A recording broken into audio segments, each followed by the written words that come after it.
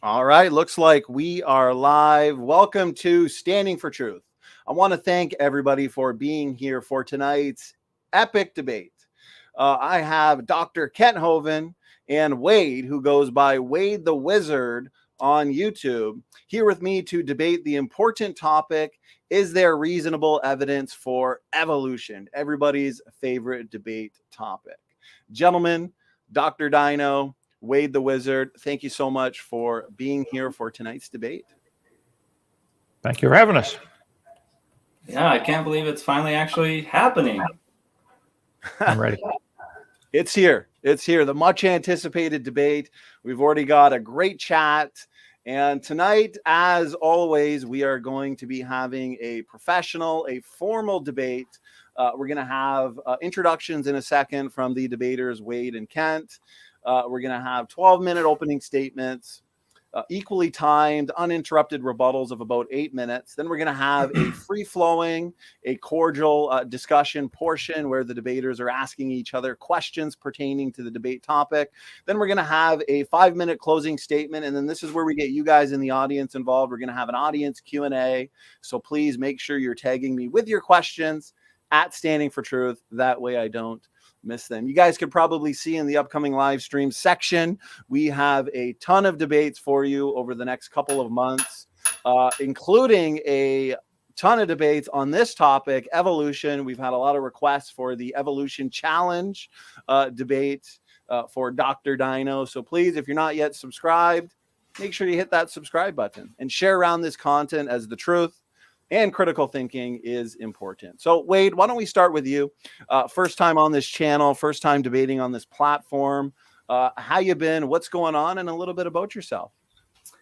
I'm doing good. Glad to be here. Yeah, so I'm Wade the Wizard, and debating about evolution. So I grew up here in Utah. I've been born and raised in Utah, and I was raised in the Mormon church.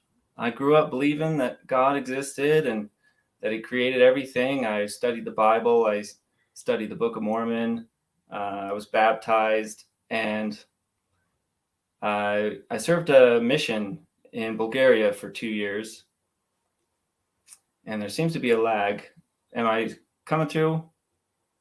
Yes, your audio is coming through, My audio's and you did have a bit of a lag. Yeah. So yeah, I grew up Mormon, and so about 2017 is when I kind of transitioned from my faith. I started out by asking God. I was searching for the truth and for what God wanted me to do. Did he not want me to drink coffee like the Mormons believe, or did he want me to not do blood transfusions like the Jehovah's Witnesses? And I had a sincere desire to know. And long story short, after much research and prayer and faith, I came to the conclusion of atheism. And I've been living a very fun life, and I'm happy, and it's been great. So that's why I never would have believed, if you had told me 5 years ago that I'd be debating about evolution. I never would have believed it, but here I am. Here you are, and I appreciate it. Wade, I appreciate you being willing to engage this important topic and debate Dr. Dino. As we have Kent give his introduction, Wade, if you want, you can see if you can fix your video lag. Whatever you did before we went live, maybe do that again. You are coming in your audio is coming in good. Your video itself is just a little bit laggy, so no worries. Let's hand it over to Dr. Dino. Again, thank you so much for being here. How you been? What's going on? And Kent, a little bit about yourself. I've been good. God's been good. Some of God's children drive me crazy, but God's been wonderful. I wonder if the video, I'm no expert on cameras and all this, but maybe that hat he has is confusing. Is that confusing the camera or something? Too many colors? I should talk with all my colors here. Anyway, my name's Ken Hovind. I love the Lord. I was raised in a family of engineers and teachers in East Peoria, Illinois, and ended up going to college to start off to become a teacher, and ended up switching to became a Baptist pastor. 1974, and been an ordained Baptist preacher for 47 years. I did end up teaching high school science and math for 15 years in Christian schools and loved it. Moved to Pensacola, Florida in January of '89 and started the ministry, Creation Science Evangelism, defending the Bible as being scientifically accurate. My study led me to believe, wow, there's not only a God, he wrote a book and told us how he made the place, and it's been preserved, that book. And we produce, I believe, in 6 days, the Lord made heaven, earth, sea, everything, dinosaurs included. He said it several times in the Bible, in 6 days. So our video series you can get on our website, Dr. Dino, 18 hours. When you're done watching it, you can return it and get your money back. I tell people I used to loan my videos out. I learned immediately that Baptists don't steal, but they do borrow and never return. So you got to pay for it and send it back, get your money back. That's been my policy since the day we started this ministry. We produce a lot of videos and materials. A guy watched my videos and called me from Missouri 6 years ago. And ended up, short story, he bought this property we're at in Lenox, Alabama, 140 acres, and gave it to us. I've never met him, still never met him. I'm glad he watched the video, though. So we have 214 people baptized out here. People come to the Lord all the time.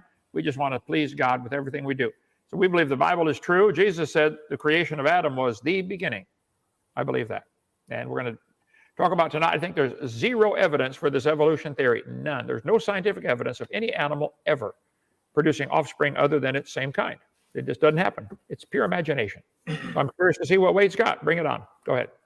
Well, I appreciate that introduction, Kent. I appreciate the introduction from the both of you. So we've already got nearly 200 people in the chat. So again, I want to remind everybody we are going to be having an audience Q&A. And so please make sure you're tagging me with your questions. Also, these chats get quite lively, which is good. You guys are passionate and these debates are fun. Let's just make sure we are attacking the arguments and not the debaters. Wade, one last recommendation I could give you is, usually this helps, if you go into the settings section and go to your camera. Under your camera, you'll see show advanced options. You'll have high definition, standard definition, or low definition. Yeah. If you change it or alter it to the either medium definition or low definition, that usually opens up some bandwidth for you. And that may or may not decrease the lag.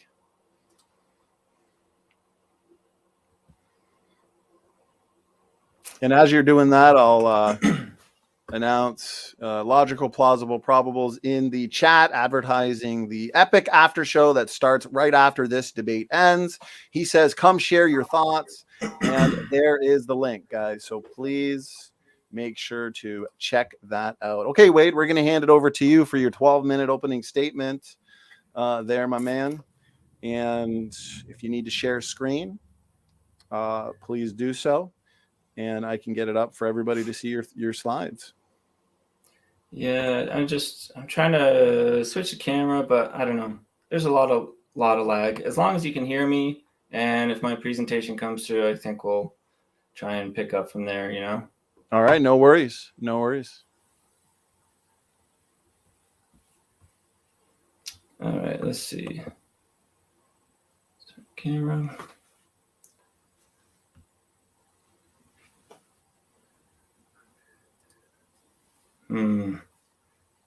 Okay, let's try this.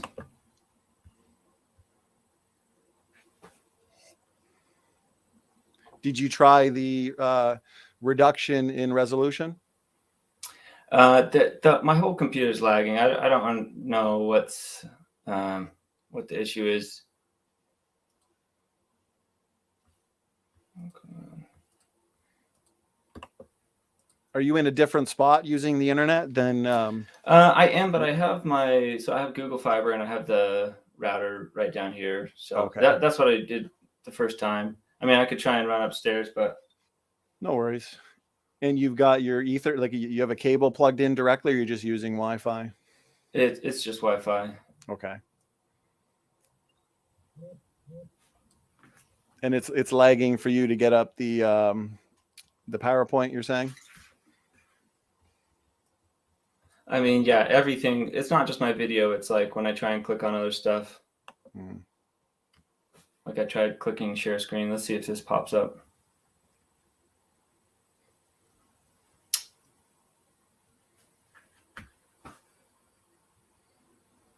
Did you want to try restarting your computer, refreshing it, and then maybe, because if it's your computer in general that is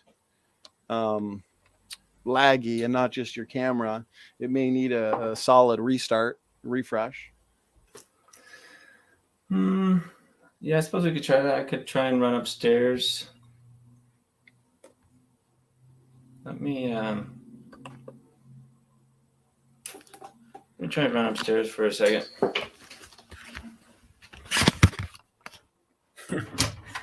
It's working. It's not lagging now as you're walking around, so that's good. You could do the debate while you're walking around there, Wade. So whatever you're improving a little bit.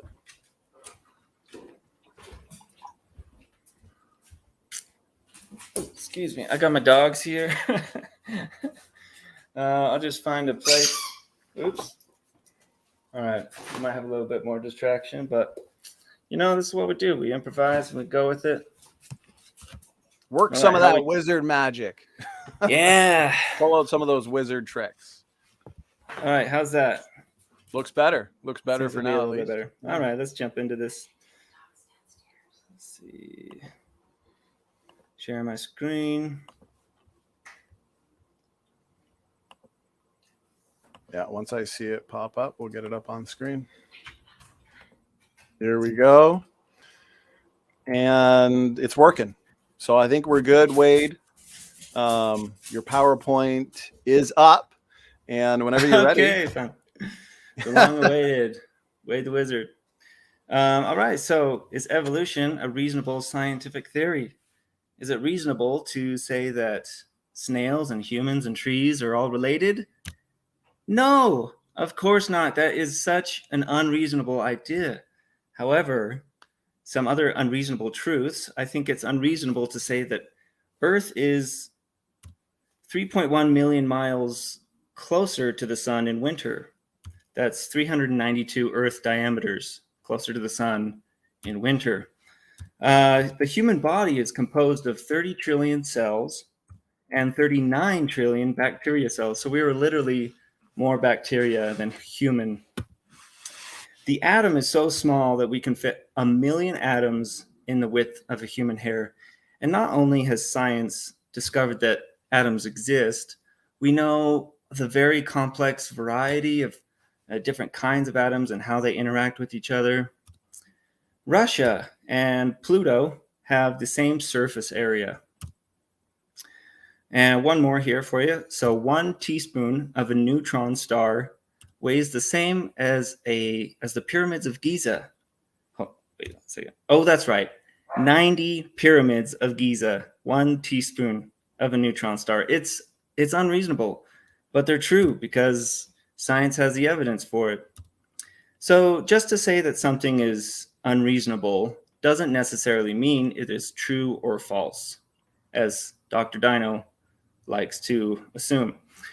Evolution, so a definition, any change in the heritable traits within a population across generations. In short, evolution is reproduction, variation, and selection. The evidence for this is vast in its breadth and depth. It has been tried and tested for hundreds of years, and it's important to note that these different fields of evidence help support each other. So like I can confirm species distribution with mathematics and so on. Today, I'm going to focus on ring species and mathematics. So ring species, what we have is we have some kind of species, the original population here on the left, and as they reproduce and migrate, they come to a geographic barrier. Now, this could be a lake, it could be a mountain, it could be a canyon. Let's just call it a fitness barrier. So any barrier for their ability to compete, survive, or reproduce. This could be a predator, it could be an environmental situation. Now, science can look at this is a consecutive generation. So this green generation can interbreed with this slightly other green generation. And science can look at how fast they're changing or the rate of change. And then as the generations come around this fitness barrier, we now have purple and red. These are 2 different species that can't breed. They cannot reproduce. And we can look at the amount of change. Now, if we take the amount of change in their DNA and divide that by the rate of change, we can figure out generally, okay, we would expect this to take 100 generations or 1,000 generations. And depending on, so we can take the number of generations, multiply that by the reproduction rate, and we'll get an estimate as how long this took. Some species reproduce every year. Some species reproduce once a lifetime. So again, we have here on the left, we have the original species, and then it branches off into 2 very similar, okay, I want to emphasize very similar, same kind of animal, but they're a different species because they cannot reproduce with each other. And this is a wolf and a coyote. Now, in some situations, we come to the end of our ring species, and we now have 2 species. And what can happen is we have another branch or another ring species that diverges. So now we have 1, 2, 3 species: the gray wolf, the coyote, and the African wolf. And again, we can look at their DNA and create pretty good approximations as to how many generations it takes and how long it takes. If we go back further to the genus, we see more. They just look like dogs, but so 3.5 million years ago. This is verified with other evidence of evolution. We can go further back. We have our dogs, our foxes, our coyotes. I thought this was an interesting branch as we go back in the history of evolution. We have the dog and the bear. This is one of the so dog and bear are a close cousin, but it's still many million years ago. And in my opinion, the dog and the bear are a different kind, or more so than like a dog and a fox. Okay, going further back, this is where cats and dogs branched off, sworn mortal enemies for life. And then we get to mammals as we go further back. And within mammals, we have different orders of mammals that, like, so from monkeys to bats, they're quite different, but they're all similar. And we're not taking that big of a leap yet, just still very similar species. Okay, so and that's mammals right there in the red box. And if we go further back, so we're still just in the animal kingdom here. If we go, oh, wait a second, that's not right. There we go, that's more like it. Okay, so here we have a more accurate depiction of the tree of life. As you can see, there's thousands of tiny little branches. Okay, and even this is very simplified. If we zoom in here, we can see that the one branch of dogs is just represented by one little mark. And when in reality, we have hundreds of species of dogs. So I mentioned the dog and the bear earlier, very close cousins, separated only by 45 million years. And here we have a common ancestor by 11 millionth great grandparent. So they're close cousins by just a few million years.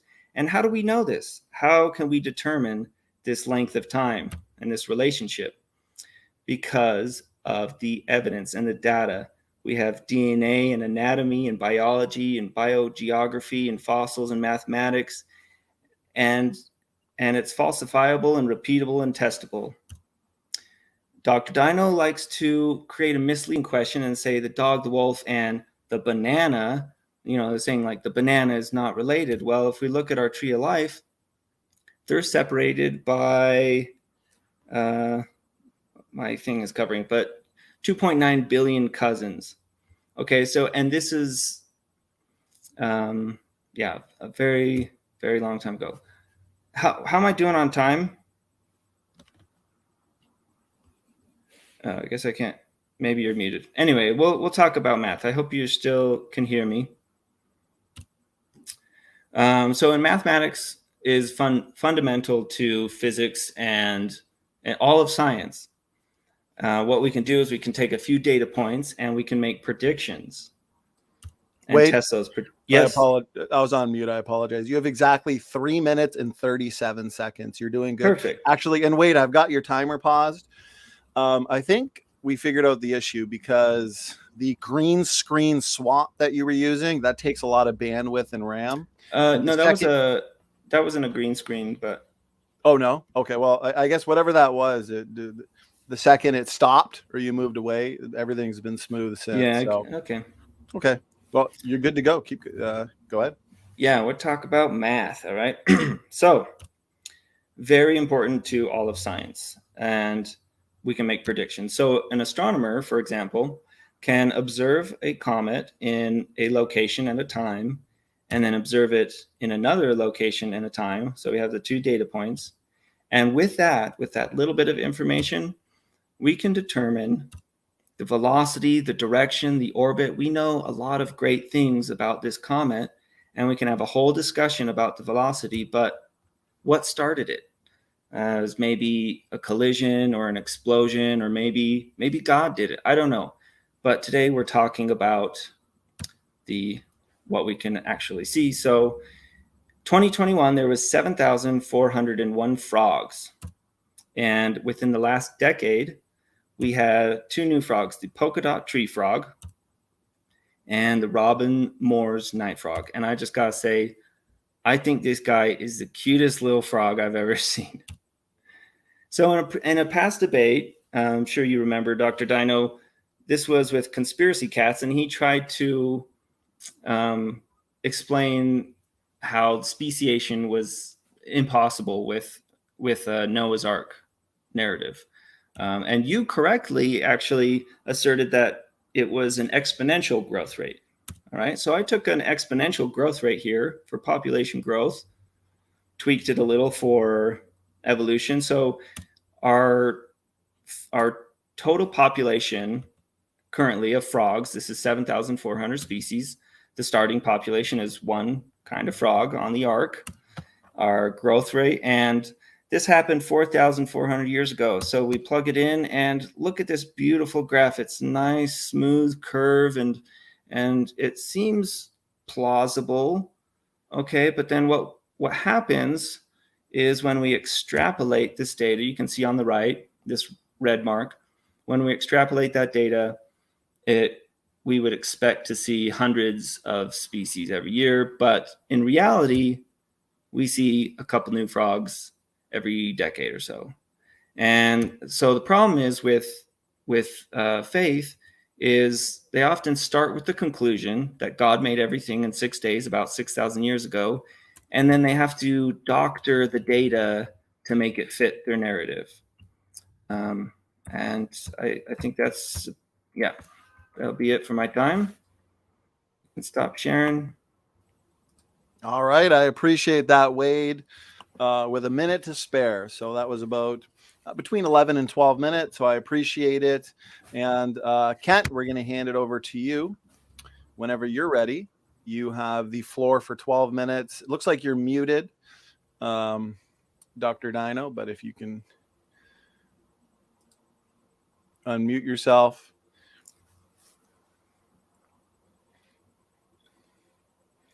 I think it might have to be somebody from over there, because when I click unmute, it says can't unmute your guest because they chose to mute them. Oh.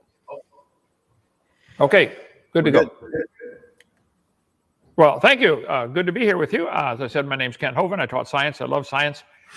This is interesting. I showed that picture many, many times of the dog, the wolf, the coyote, and the banana. And so for the record, it looks like Wade is admitting he does believe the banana is related over millions of years. So good. We finally got an answer to that one. Oh, start this timer here. Right there. Okay. All right. I believe the evolution theory is positively anti-science. It's not even a good theory. It's a religious belief. These lines he drew on paper showed the charts from the textbooks with all the animals and plants going back to a common ancestor is pure imagination. It's not observed ever. No farmer on the planet has ever observed any plant or animal produce anything other than its kind. You can imagine it, which he does. He's a wizard. He can imagine whatever he wants. But it's not science. It's anti-science. There's not a shred of evidence to support any of those lines on paper they drew connecting all these creatures, like the bear and the dog having a common ancestor. That's imagination. Textbooks talk about evolution coming by natural selection. Well, I agree. Nature can select. If you turned all the dogs in the world loose in Alaska, only the ones with thick fur and dense bodies would survive. And the ones with skinny legs and thin fur probably wouldn't make it. And after a few generations, you got a whole bunch of dogs that look like wolves, and nature selected the hairy ones to make it. Didn't create anything. They already had hair. It just selected a slice of the existing population. That works. This textbook says evolution is a fact. Birds arose from non-birds and humans from non-humans. No person who pretends to any understanding of the natural world can deny these facts. Whoa, really? So what evidence do they give for this? It's okay to have a theory. Wade, you can have a theory that you're related to a frog if you'd like. Okay, that's fine. I don't care what your theory is. However, I think it'd be wrong to lie to students to tell them you have evidence for that. I defy you to show any evidence, the purpose of this debate tonight, okay? If I had a theory that said the moon is made of green cheese, it's perfectly fine to have a dumb theory if I want. But then I say, suppose I said, well, NASA proved my theory when they went there in 1973 on a secret mission. Hold it. Obviously, I can have a theory, but it's wrong to lie about my evidence to get people to believe me. It's worse to make me accept tax dollars to make everyone else pay me as I teach that lie.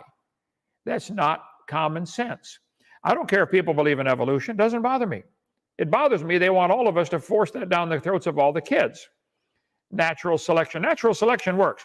Evolution is based on two faulty assumptions. They say mutations make something new and better. That's never been observed.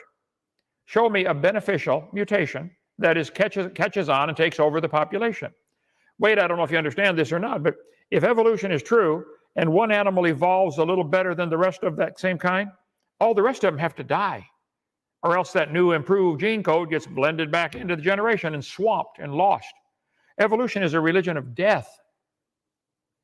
Natural selection makes it survive and take over the population. That's never been observed.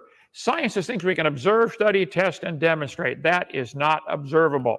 Evolution is a religion of death, not life. Natural selection happens. Mutations happen. But they're all the observed mutations are harmful, fatal, or neutral. Nobody's ever proven a good one. You'd have to have trillions of examples of good ones, quadrillions of examples. It says mutations are the original source of variations in population, like the variations of roses or the 7,000 varieties of frogs. I never said Noah took 2 frogs on the ark. He might have taken 100 kinds of frogs. How many varieties of frogs are there? I don't know. Are all the frogs related to a common ancestor? I don't know. But it's sure, the fact that we don't know those things doesn't prove they all came from a dot of nothing. I can't believe you mentioned the 90 pyramids worth of mass to fit in that tablespoon on that star. Probably true. And yet you guys believe all of this in the universe, all the stars, all the galaxies fit in a dot smaller than a proton? Stop and think, okay? Darwin said, it's a wonderful fact that all animals and all plants throughout all time and space should be related to each other. Wait a minute, hold it. If you see 7,400 kinds of frogs and conclude they might have had a common ancestor, how do you jump to the conclusion that that proves frogs are related to sequoia trees? I don't get it. This is a lie. There's no proof of any animal or plant producing anything other than its kind. I got to scoot over and get centered. Okay, right there. Okay, there. No matter how numerous they may be, mutations do not produce any kind of evolution. They shuffle existing genes. That's all they do. For example, here's a 5-legged cow or a bull. No new information was added. It already had the information to make a leg. It had the gene code to make a leg is really complicated. It duplicated that code and put it in the wrong spot, growing out of his back. There's no scientific evidence to support the idea of evolution. It was except lies that have been proven wrong years ago. If there's real evidence, show me. But don't lie and don't tell the students you've got evidence for that. Here's a short-legged sheep. That's a mutant. The Ancon mutant between normal sheep. It's useful to colonial farmers because they can build a shorter barn, but mutation would not last in nature. Why wouldn't it last? Well, he's the first one the wolf would catch. Go, boys, go. Here comes the wolf, and he tries to run and he can't do it. Here's a 2-headed turtle. That's mutant. It's not ninja, but it's mutant. And he's going to die first winter because nobody makes a double-neck turtleneck sweater. There are no beneficial mutations. It's imagining. Scrambling the letters of the word Christmas will give you lots of different words, but you cannot get Xerox, zebra, or queen out of the letters from Christmas. And scrambling existing code will not get you any new beneficial mutation. This biology book says normal fruit flies have 2 wings. This mutant has 4. This rare mutation, like most mutations, is harmful. Then it says beneficial mutations are the raw material for natural selection. Hold it. Why did they show us a harmful mutation? This fly can't fly, by the way. So it's not a fly anymore, it's a crawl. So why don't they show us a beneficial mutation? Because there aren't any. There aren't any. None. One professor I debated said I could prove a beneficial mutation because people with sickle cell anemia cannot get malaria. Oh, so if you cut off your legs, you can't get athlete's foot. That's a good mutation, isn't it? Yeah, okay. Evolution and natural selection. They say how natural selection causes evolution. Creationists have no argument with natural selection. It's natural and it selects. We thought of it first, but it doesn't create anything. Natural selection have a stabilizing effect, but it does not promote speciation. It is not a creative force. It doesn't create anything. It selects. Natural selection can only act on properties that already exist. It cannot create properties. So they're just simply dreaming, or maybe lying might be a better word, to say that we have trillions of beneficial mutations to change an amoeba to a human and a dinosaur and a pine tree, and all those are connected on your chart there that you showed, Wade. You really believe you are related to a frog. Okay, you can believe that. But stop calling that science. Call it nonsense. Darwin noticed finches with larger and stronger beaks were better able to open the tough pods. It was a Grant study they did, 1977. The Grants went down there for 10 years, studied the finches. Said, oh, the islands that only have tough nuts to crack, the finches have a heavier beak. Well, that's common sense. They're the only ones can crack the nut and get the food. And it said, evolution by natural selection had occurred in just 1 year. Now, this is a bold-faced lie. Tell the teacher, that's Ken Miller's book. Tell him I said so. He's lying. They didn't observe any evolution. They observed natural selection. You turn all the birds loose on an island, and the only food you give them is nuts that are tough to crack. Only the ones with the big beak survive. I agree. Didn't create the beak. Didn't turn it into a jackhammer or vice grip. It's still a beak. Natural selection can lead to evolution over a long period. This is pure imagination. It's a lie. It does not. If I worked at a factory that made cars, and I'm in quality control, and my job is to select any mistakes, I see a car coming by, oh, they made a goof, reject it. Can a quality control person in a factory that's making cars, who catches every mistake and rejects it, can that ever turn the car to an airplane? No. Natural selection selects. Quality control only controls the quality. It doesn't change it to something else. You might get a big dog or a little dog, but you always get a dog. And here's the one you used, and thank you, Wade. I'm glad you finally answered the question. No evolutionist has ever answered before. You do think a banana is related to a wolf and a coyote and a dog. Thank you. I'm glad. You're welcome to that. I don't care what you believe, but it's not science. Quit calling it science. It's a religion. There's a lot of different flies, a lot of different dogs, might have had a common ancestor. Bible said they bring forth after their kind. Sure, variations happen, but they have limits. Farmers been trying to get bigger pigs for a long time. They'll never get a pig as big as Texas. I guarantee you that. Roaches become resistant to pesticides, but they'll never become resistant to a sledgehammer. There's a limit. They always produce the same kind of plant or animal. That's not evolution. The information for that variety was already in the gene code. No new information is added. The pigs don't become pink or learn to fly. And the gene pool of the new variety is now more limited. Chihuahuas cannot produce Great Danes anymore. They're both still dog, barely. Chihuahua anyway. And how long would the Chihuahuas last in the real world? 5 minutes. The squirrels would kill them. Go ahead, make my day, right? Varieties of corn happen. I do this all the time, Wade. You can watch my videos. Nobody ever shows any evidence of anything other than a variation within the kind. They show varieties of corn and then jump to the wild conclusion that corn is related to mosquitoes. Because after all, they connected them with a line on paper. Sure, there's a lot of dogs. Divergent evolution, they're still dogs. Look at them, all of them. Giving it a fancy name doesn't change the fact it's still a dog. There's a variety of horses, little bitty horses, great big horses. There's all kinds of horses, zebras, zorses, zonkies. They're probably all related. I wouldn't argue about that. But it looks like a horse. It's four-wheel drive, leather upholstery. Hooves, tail on the back, nose on the front.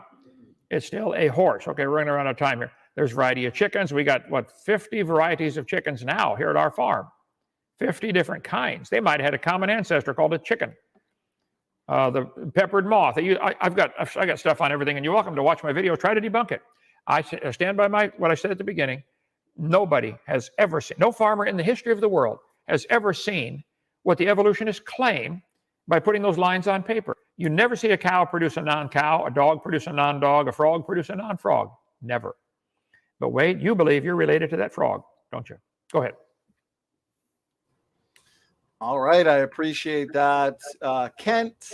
That concludes the 12-minute opening statements. And now we are moving into the uninterrupted rebuttals. We have 8 minutes on the clock for the rebuttal portion of the debate.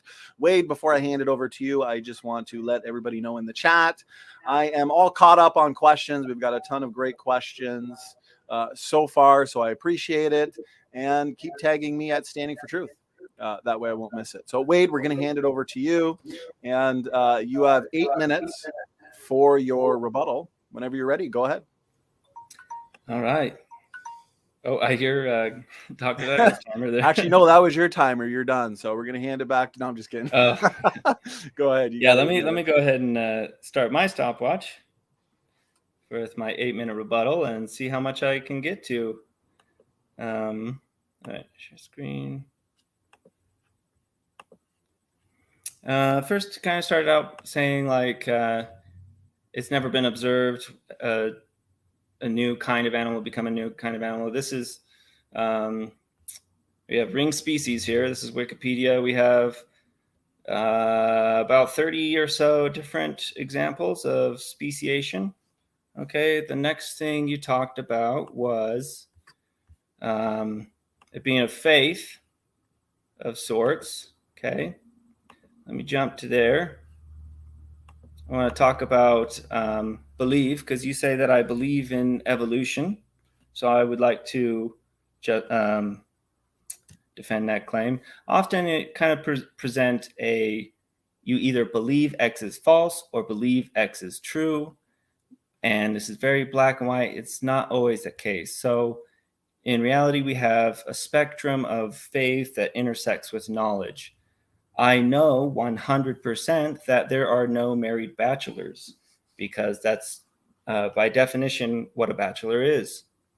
Sasquatch. I have zero knowledge of that, but I don't have to exercise any faith. So I'm there in the yellow. And Dr. Dino, there isn't any evidence for Noah's Ark, but he exercises 100% faith. He's over there in the green. I want to emphasize this as much as I can, because this often gets misconfused and misinterpreted. There's a big difference between trust and faith. Trust is believing that something is true based on evidence. I trust that my car is going to start in the morning because I have evidence, because I have repeatable, testable, scientific evidence.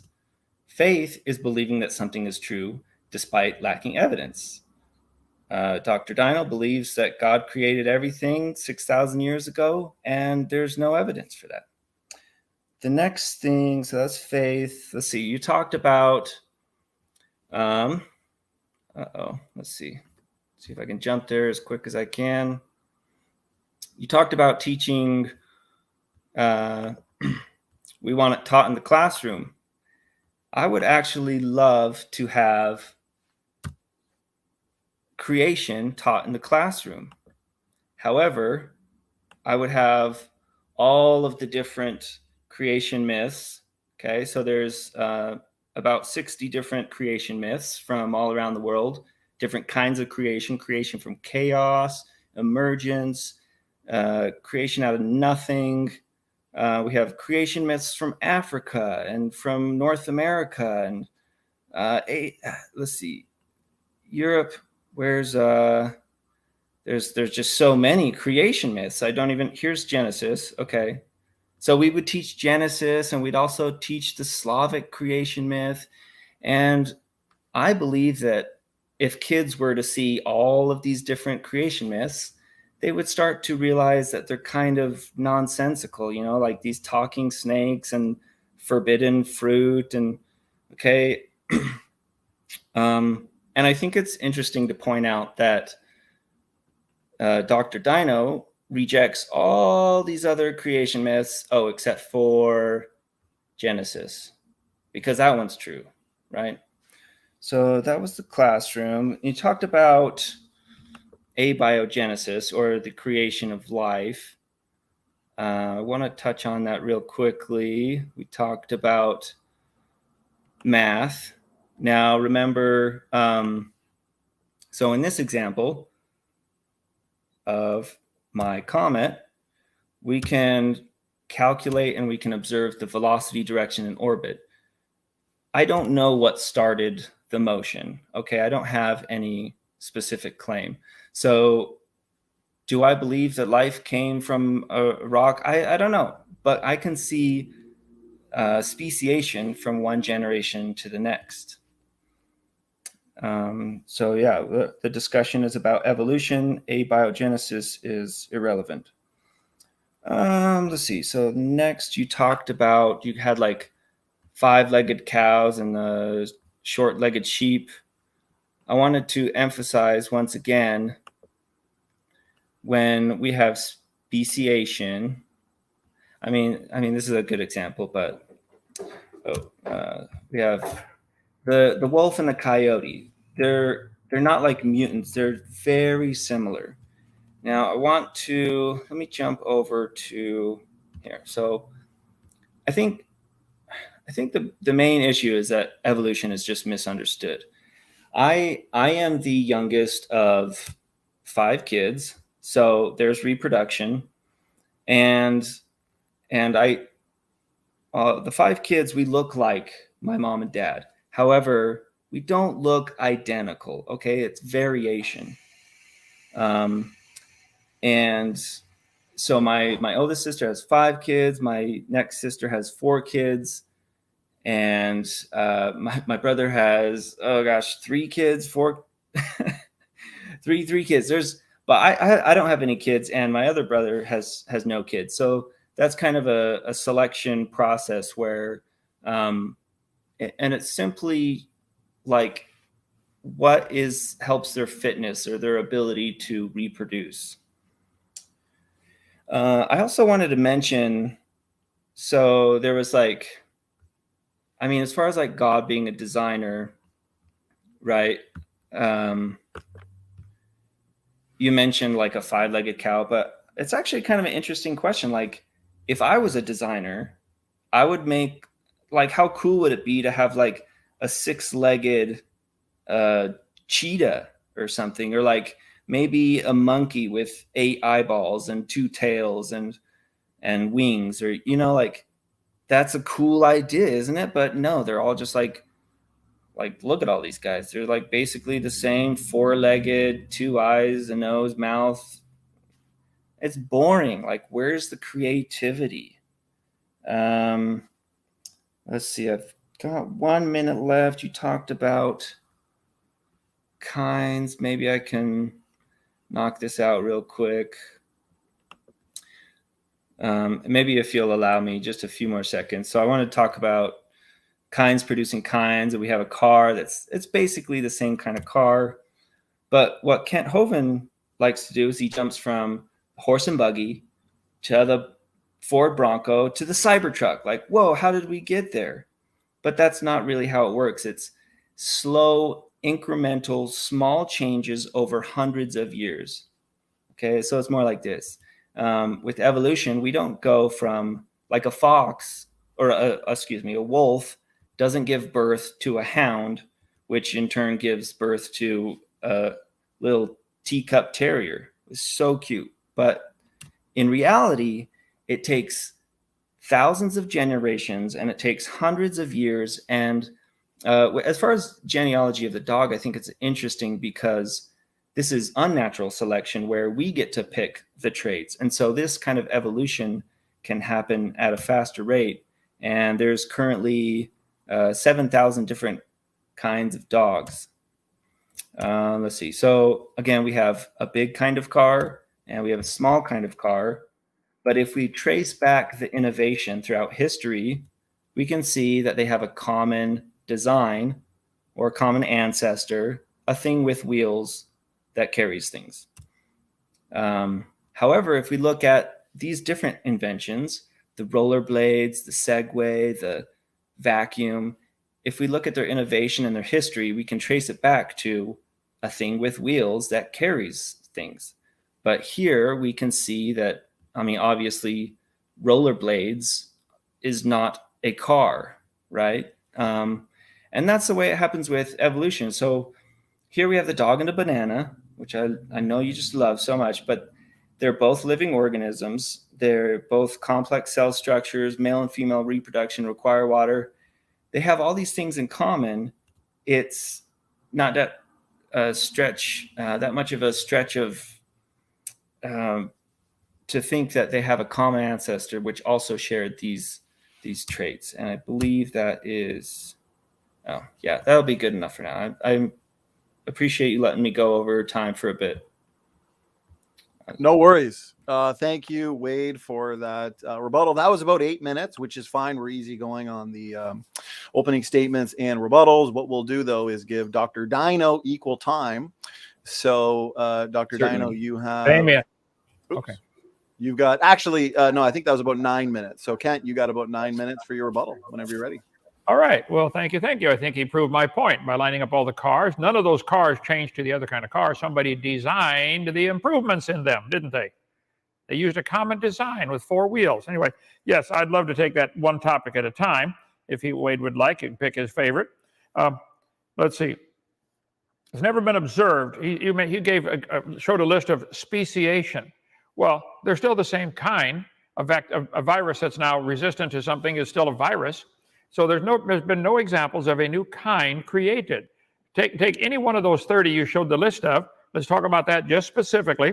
Exactly what did they observe? Just because somebody decided to call it a new species, like a dog and a wolf are different species.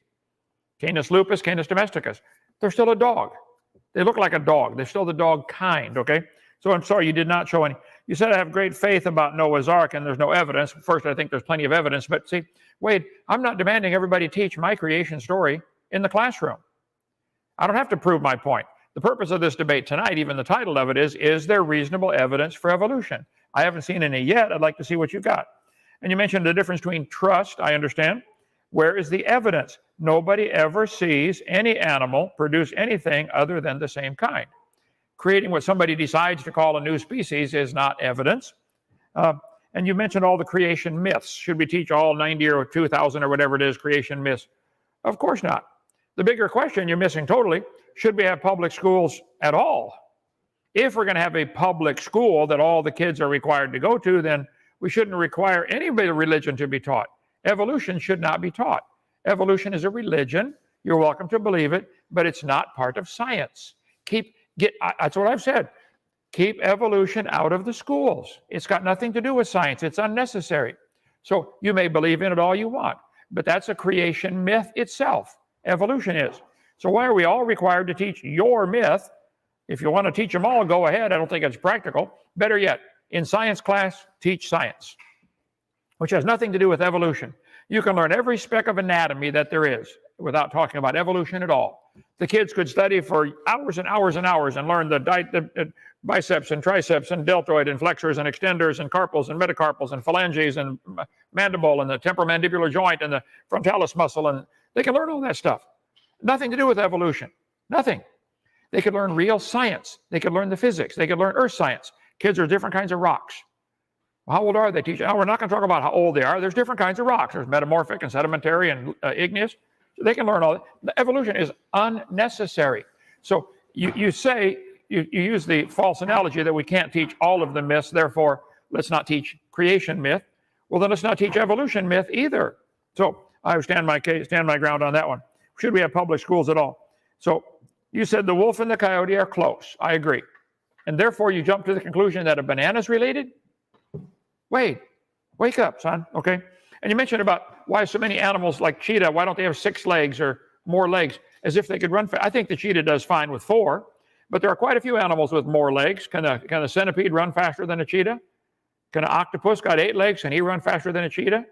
Maybe adding more legs would add more unnecessary complexity. Would building a car with 10 tires on it make it go faster? Ask the guys who drag race. No, 4 is plenty. That's all you need. I was really amazed that you would use that as an analogy. You think there was not enough creativity, so some of the animals ought to have 6 legs. Humans ought to have 4 arms. Where are you going to buy a shirt with 4 arms? A lot of women like to have 4 arms when they got to hold the baby and stir the coffee and all this kind of stuff and run the vacuum cleaner all at the same time. So what you gave for an analogy of the car is classic. It's an example of design features being added by intelligent people. Now, the word evolution has 6 different meanings. I cover this all the time. There is cosmic evolution, which is essential for your theory to make any sense. You have to have time, space, and matter to start existing. Where did it come from? Then you have to have chemical evolution. The Big Bang supposedly only produced hydrogen and helium. Where do you get iron, gold, silver, platinum out of hydrogen? Then you have to have stars evolving. Nobody's ever seen a star form. We see them blow up all the time. Then you have to have organic evolution. Life has to get started. Now, you guys very wisely try to avoid those four because there's no scientific evidence for those, and say, well, once life gets started, then we see how it evolved. You don't even see that. We never see any animal produce a different kind of animal. Macroevolution is major changes in structure and the ways of life over tens of millions of years. Hovind translation. We can't see it happen, so we imagine it, giving it more time. It's imagination. Macroevolution takes place in populations and the genotypes of individuals. They can dream this if they want. It's not science. It said all accept evolution. No, they don't. If I said I accept the idea that cows can jump, that's a fact. Cows can jump. We got some here. You could probably train the cow to jump higher. I bet we could work them out, get a coach and say, coach, train this cow to jump higher. Put some weights on him, make him jump higher. Therefore, because cows can jump, the evidence is overwhelming. Does that prove that cows can eventually jump over the moon? No. This is what you guys absolutely don't see or refuse to see. Yes, there are variations, but they're limited. There are variations in the dog kind. You get a big dog or a little dog, but it's a dog. Might be a Chihuahua or a Great Dane, but it's still a dog. They've been getting bigger dogs. Do you think they'll ever get a dog as big as Texas? Or even a dog as big as an elephant? There are animals as big as an elephant, like an elephant. Four processes of evolution. Four fundamental forces. Natural selection. Natural selection only selects. Genetic drift. Yeah, it can only drift so far, then it dies. Mutations, they're all harmful or fatal. Gene flow, yeah, they keep it the same kind. I bet your grandparents were human. 250 breeds of cows might have had a common ancestor called a cow. Hundreds of varieties of corn. 200 varieties of wheat might have had a common ancestor. 4,000 varieties of potatoes. Most of them artificially selected by man to grow in sandy soil or dry soil or wet soil or get bigger potato, sweeter potato, whatever. Sure, I accept the fact. Variations happen in the potato kind, but they're still a potato. Dogs always produce dogs. No exceptions, none. 200 or 350 varieties of dogs might have had a common ancestor. Here's your favorite one, Wade. So for the record, you really believe a banana and a wolf are related over millions of years, of course. You got to give it time. Bible says they bring forth after their kind. I stick by that. It's mentioned 20 times in the first 7 chapters. There is no evidence of anything against that. So do you have evidence, which is the purpose of this debate, of evolution other than something what anybody would consider of the same kind? Darwin wrote his book on the origin of species. There's never been a good definition of the word species either. I covered that the other night in a debate. You can watch that. I'm going to run out of time here. So microevolution is a lousy word. We shouldn't use it, but they do. We're kind of stuck with it. This one is science. It happens. Variations happen. And you guys want to imagine that this proves macroevolution when it doesn't. Microevolution is changes within a species or small group of organisms over a short period of time. Antibiotic resistance is an example. It happens. Mosquito populations in the north are sparrow populations in the north are larger. Yeah, because it's colder up there. They got to have a bigger body to survive. Still a sparrow. In mosquito population, we talk about this in my video series. Anyway, I'll stay on time. So I stand my ground. I think you've offered zero evidence, scientific evidence. You've offered imagination. Where's the scientific evidence to support this theory that you showed the chart that we all, humans and dinosaurs and frogs, have a common ancestor? I'd like to see the scientific evidence for that, Wade. Go ahead, your turn. All right. That concludes the opening statements and the 8 to 9 minute rebuttals. Fantastic debate so far, gentlemen. I appreciate the visuals. Points are clear and concise. So now we are moving into the discussion portion of this debate. And as always, we strive to keep this discussion cordial, professional, free from ad homs, and of course, focusing on one topic at a time. What we'll do is hand it over to Wade. Since Kent just ended with his rebuttal, Wade, why don't we give you the floor to start us off with the first point and first question. Go ahead whenever you're ready. The floor is yours, gentlemen. All right. Yeah. Thanks. Okay. So I guess I made kind of a list of your 8-minute rebuttal. The biggest thing that I want to emphasize, something that you often bring up is kinds produce kinds. There's never been an example of a kind producing another kind. I'm not claiming that happens. Evolution doesn't claim that one kind of animal produces another kind. In my opening statement, I showed, you have the wolf and and the coyote. So they're all very similar. And then I also showed the example where you go from a wolf to a hound to a teacup terrier. That's not what happens in evolution. It's these very tiny, incremental, imperceptible steps. And in fact, if we could do a little experiment, anyone who's watching can participate. All right. This is a hands-on experiment. I want you to pick a finger and observe your fingernail for 1 second. Okay, ready, go. My fingernail didn't, I don't know, it didn't look like it grows, so therefore my fingernail doesn't grow. Continental drift, continental drift is even slower than growth rate of fingernails. But how do we know that exists? And it's because, so evolution is so slow, we can't observe it directly. Macro evolution, big species to different kind of species. But we have a whole bunch of evidence of retroviruses and DNA and anatomy and biology. Well, let me just stop you there, Wade. I appreciate that. Before we get into, let's say, retroviruses and things like that, let's kind of stop there. I appreciate the points. Dr. Dino, over to you for your response. Yeah, 1 point at a time. I agree. You cannot watch your fingernails grow. Therefore, it's you can see it over a long period of time. I can prove that it did grow. That can be demonstrated because we can live long enough to observe this happening. Nobody's lived long enough to observe a mosquito turn to anything but a mosquito.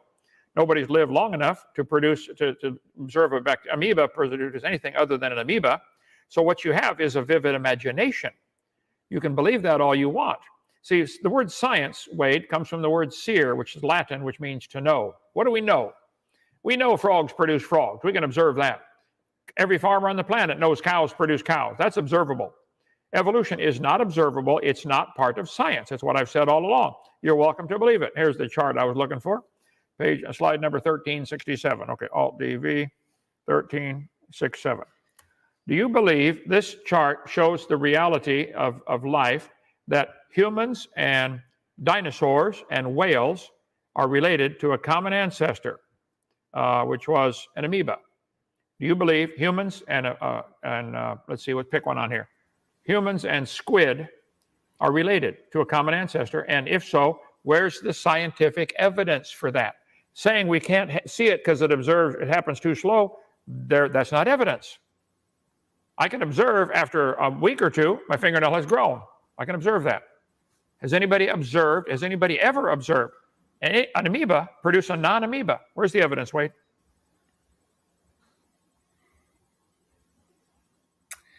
All right, so let's see. Kind of lost my train of thought there. I was trying to prepare my trying to find the right.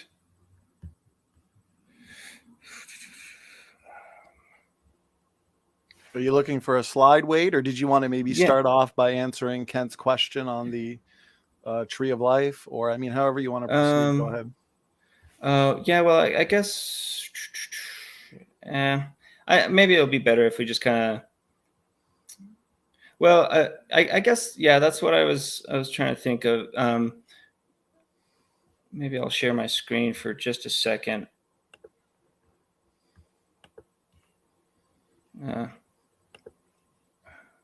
Well, anyway, so I was starting with the dogs, right, with the ring species, right, and we were tracing it back throughout history, and we have evidence of their DNA, and we can see there's a lot of evidence that suggests a bear and a dog are very close cousins. They're very close related, almost, and we have a lot of evidence that suggests that it's approximately 45 million years ago that they had cousins. Or that they had a common ancestor. And, you talk about a different kind of animal producing a different kind of animal. I think a dog and a bear are different kind of animal. I just real quick. So you mentioned no one has given a good definition of species. My definition, I don't know what other people say, but for me, It's can they reproduce? I think that's pretty simple. Okay, a bear and a dog cannot reproduce. Yeah. I agree. Bear and dog are different species. Now, for you to say 45 million years ago they had a common ancestor, that's not science. That's a statement of faith. You don't know that. You can believe that if you'd like. All we've ever seen is dogs produce dogs. There's 8 kinds of bears and 335 or 9 whatever varieties of dogs. We've never seen what you're talking about. It's not science. Where's the real scientific evidence that a dog and a bear are related? If they have similar DNA code or similarities, like they both got hair on the outside, maybe that's a good design. Maybe the same designer used it. Honda and Ford both put round wheels on their cars. It's a design that works. Doesn't prove they're related.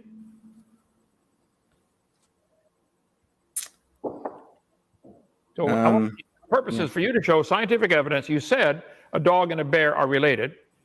You said that 45 million years ago. That's not science. It's a statement of faith. Where's the science? So there's DNA, there's retroviruses, there's comparative anatomy, there's molecular biology, biogeography, paleontology. I'm just saying, like, you're saying there's no evidence, and then I'm saying, like, there's evidence, and you're like, no, there's not. Well, why don't we do this, Wade? Wait, you rattled off a bunch of words. You say the word, DNA, retroviruses, that's not giving the evidence. Has anybody ever observed a bear produce a non-bear? Or a dog produce a non-dog? Have you? No, because it never happens. Bingo, you're getting it. It never happened. I agree. No, so like one kind of animal producing a new kind of animal in one generation, that doesn't happen. We don't jump from a horse and buggy to a Cybertruck, right? We agree. And the horse and buggy didn't go to a truck by itself at all. Somebody designed it. They used a common design that works. So we don't see it in one generation. Do we see a dog and a bear having a common ancestor in 40,000 generations or 10 billion generations? We don't know it's not observable. It's not science. That's all. Science is what we can observe, study, and test. Is there scientific evidence for your theory that a dog and a bear, let alone a dog and a mosquito, have a common ancestor? Your chart shows all of them. Let's see, the dog's on here somewhere. Dog and worm, wow, and seaweed. Well, should we kind of move on? We can talk about some of the evidence for this. Yeah, why don't we do this then? Pick one of your evidences. DNA? Yeah, let's pick one, Wade, and then just engage that one. Once we've exhausted that, we'll pick another, and we'll kind of just go one by one topic at a time. So, Wade, let's hand it back to you. Pick a specific line of evidence for evolution, and we'll engage it a little bit.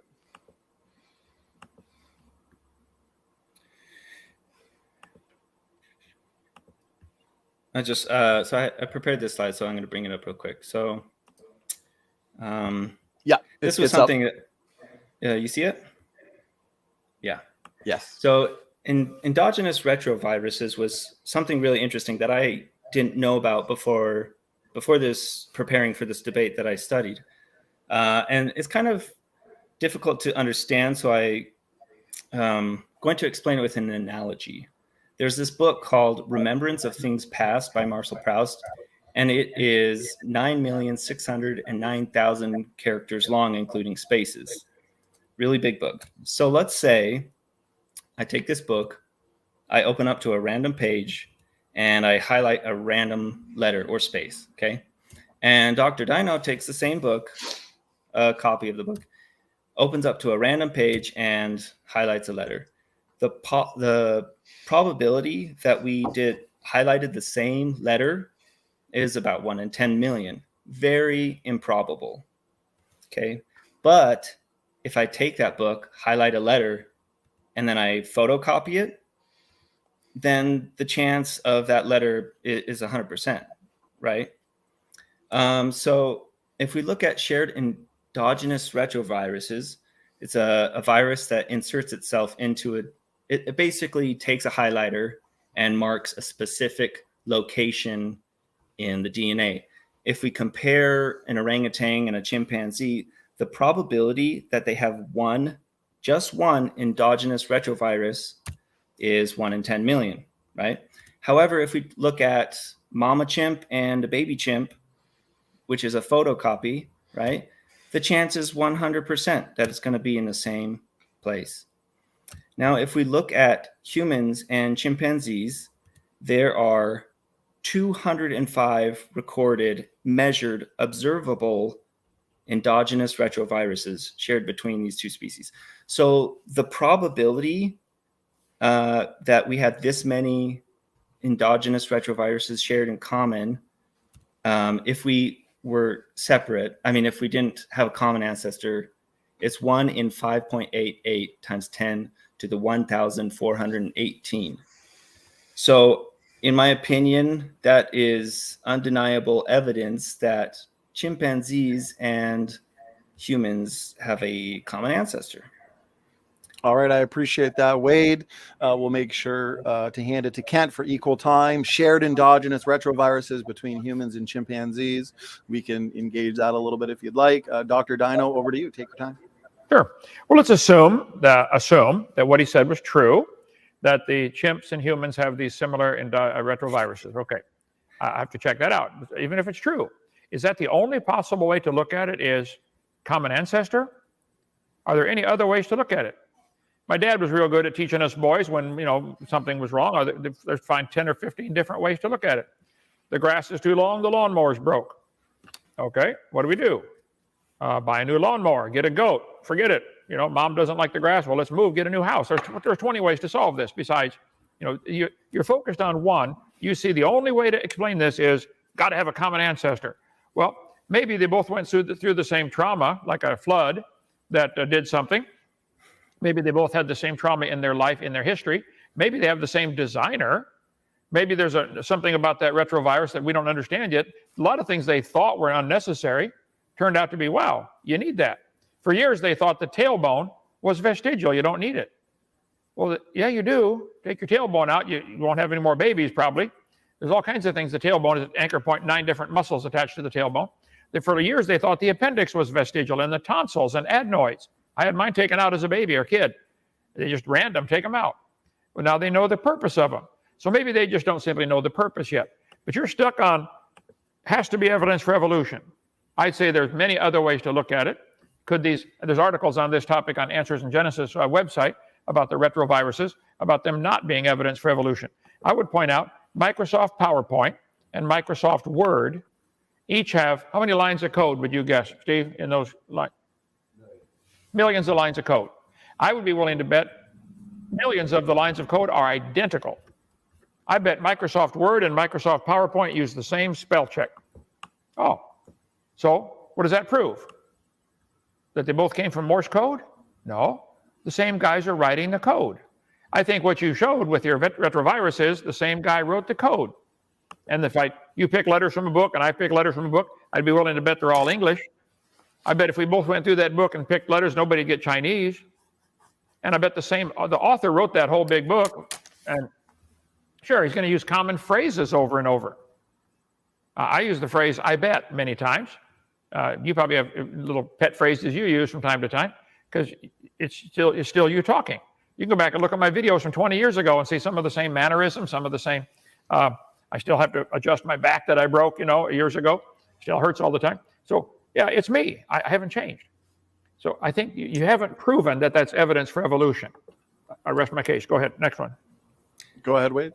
Yeah, so I kind of wanted to jump on, you were talking about Microsoft Code, and I think there was, let's see, I'm sharing my screen. Okay, so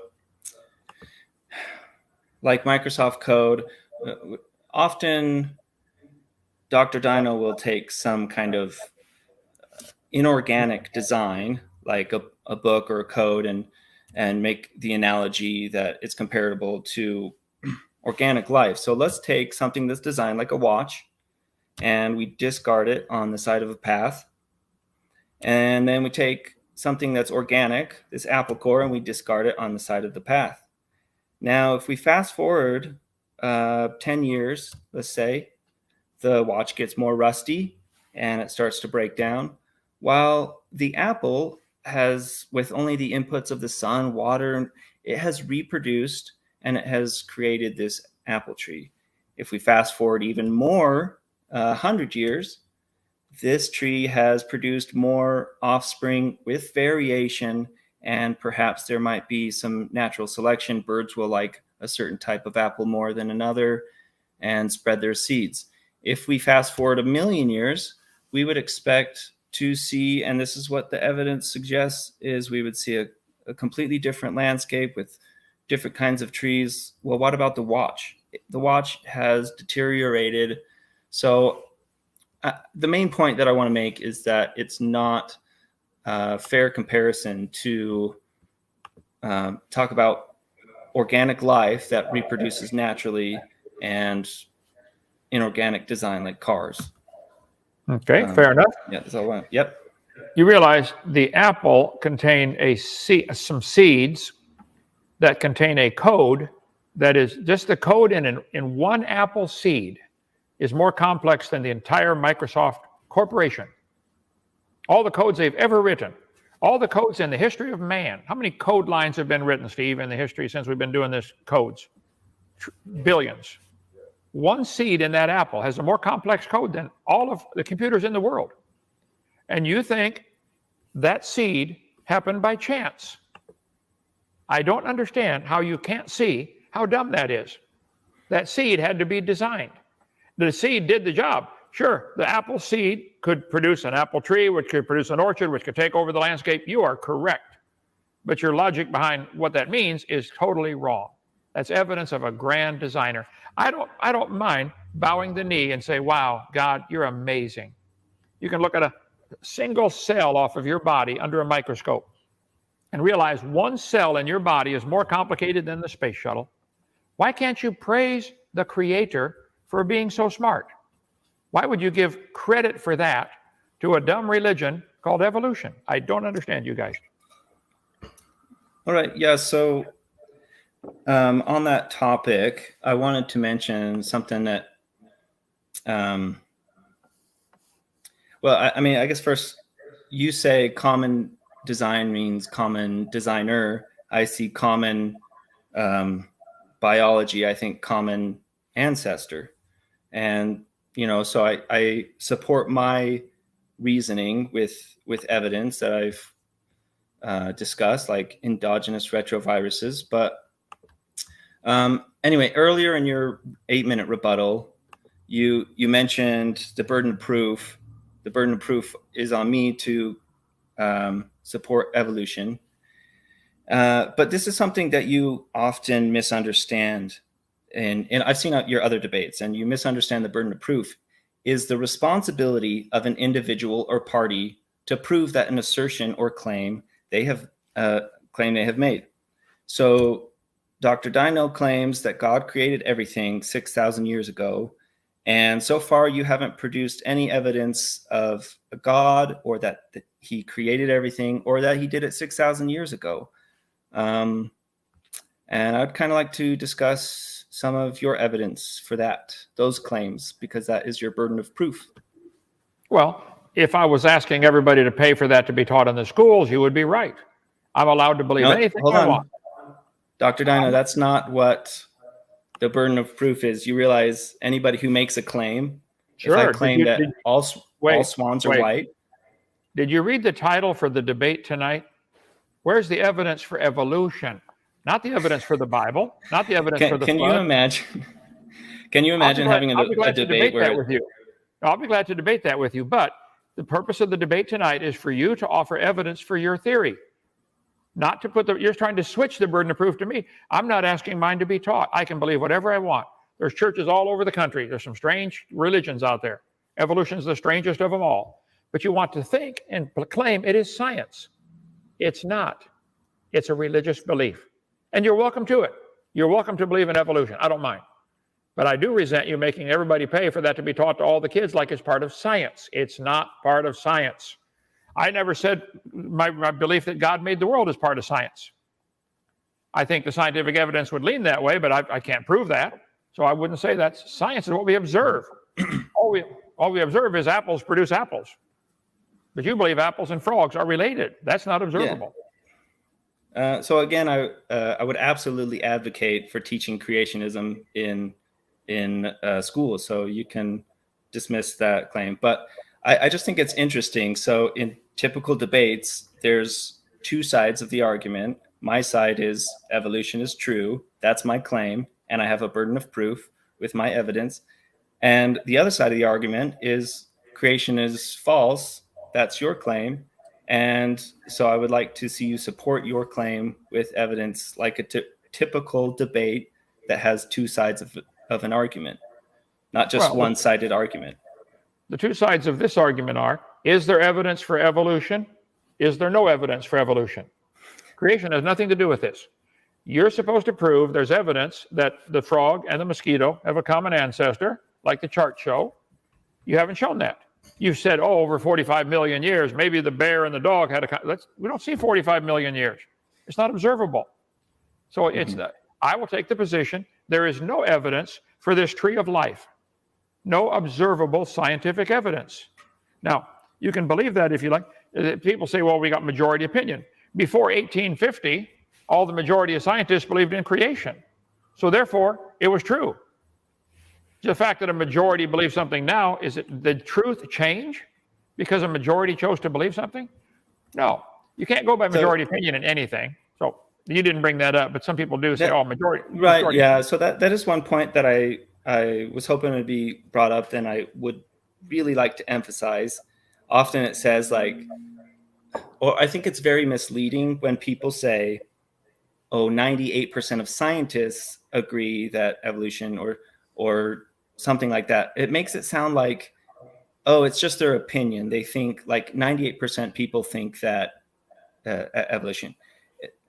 Scientists don't have an opinion. When we're talking about continental drift, it's 98% of geologists of the science agrees. Like we look at the data, but yeah, so science is objective and it doesn't care what people's opinions are.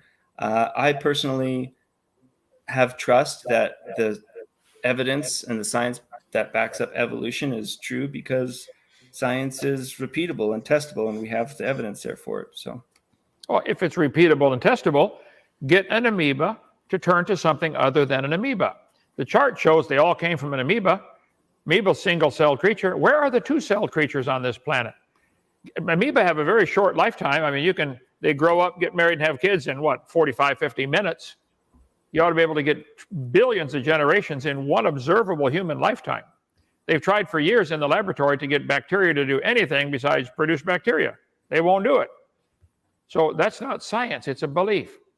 Maybe a better analogy would help, Wade. Your hat, let's assume your hat is made of yarn. I don't know. Okay, somebody knitted that hat. Okay. If there was a tornado in a yarn factory, would it produce a hat like that? Is there any chance in a quadrillion years that your hat could be produced by chance? Because it's inorganic. So we talked about the apple and the watch, right? Apple's organic, yeah, right. Yeah, apple. So it reproduces by itself. So if your hat was able to reproduce, it could eventually change itself into something else, a cow or a Jeep or something. I don't even it's incoherent. I don't know. Okay.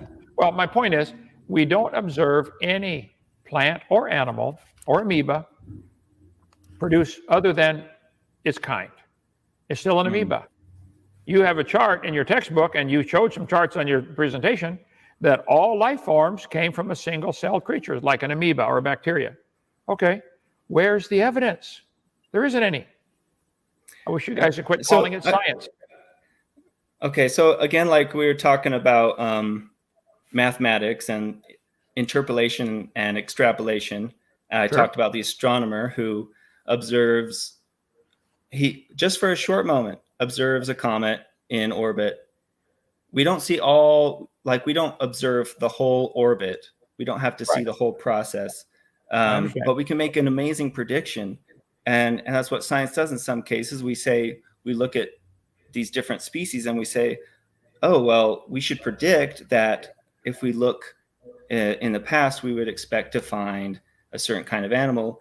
And we do. And we find these amazing fossils that show that there was a transition. And And like, there's the prediction. The prediction was satisfied by math. Okay, that's fair enough. 1 point at a time. We can look at a comet, figure the trajectory, and with some pretty complicated mathematics, decide, well, that thing's going to pass the orbit of, Pluto in, 45 years. I agree. That can be done mathematically. I agree. We can observe this happening. Now, we don't observe any animal producing any other kind of animal. And you can't look, you said we look in the past. You can't look in the past.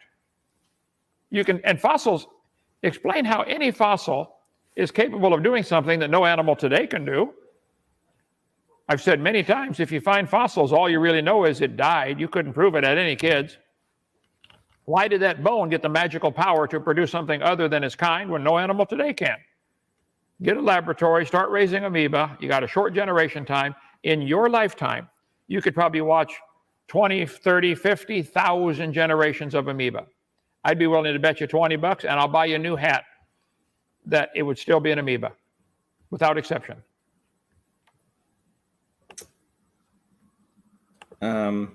Yeah, so I'm gonna, let's see. If I could jump in here, Wade, in the last couple minutes of the discussion, what I would recommend, but it depends on what you want to do.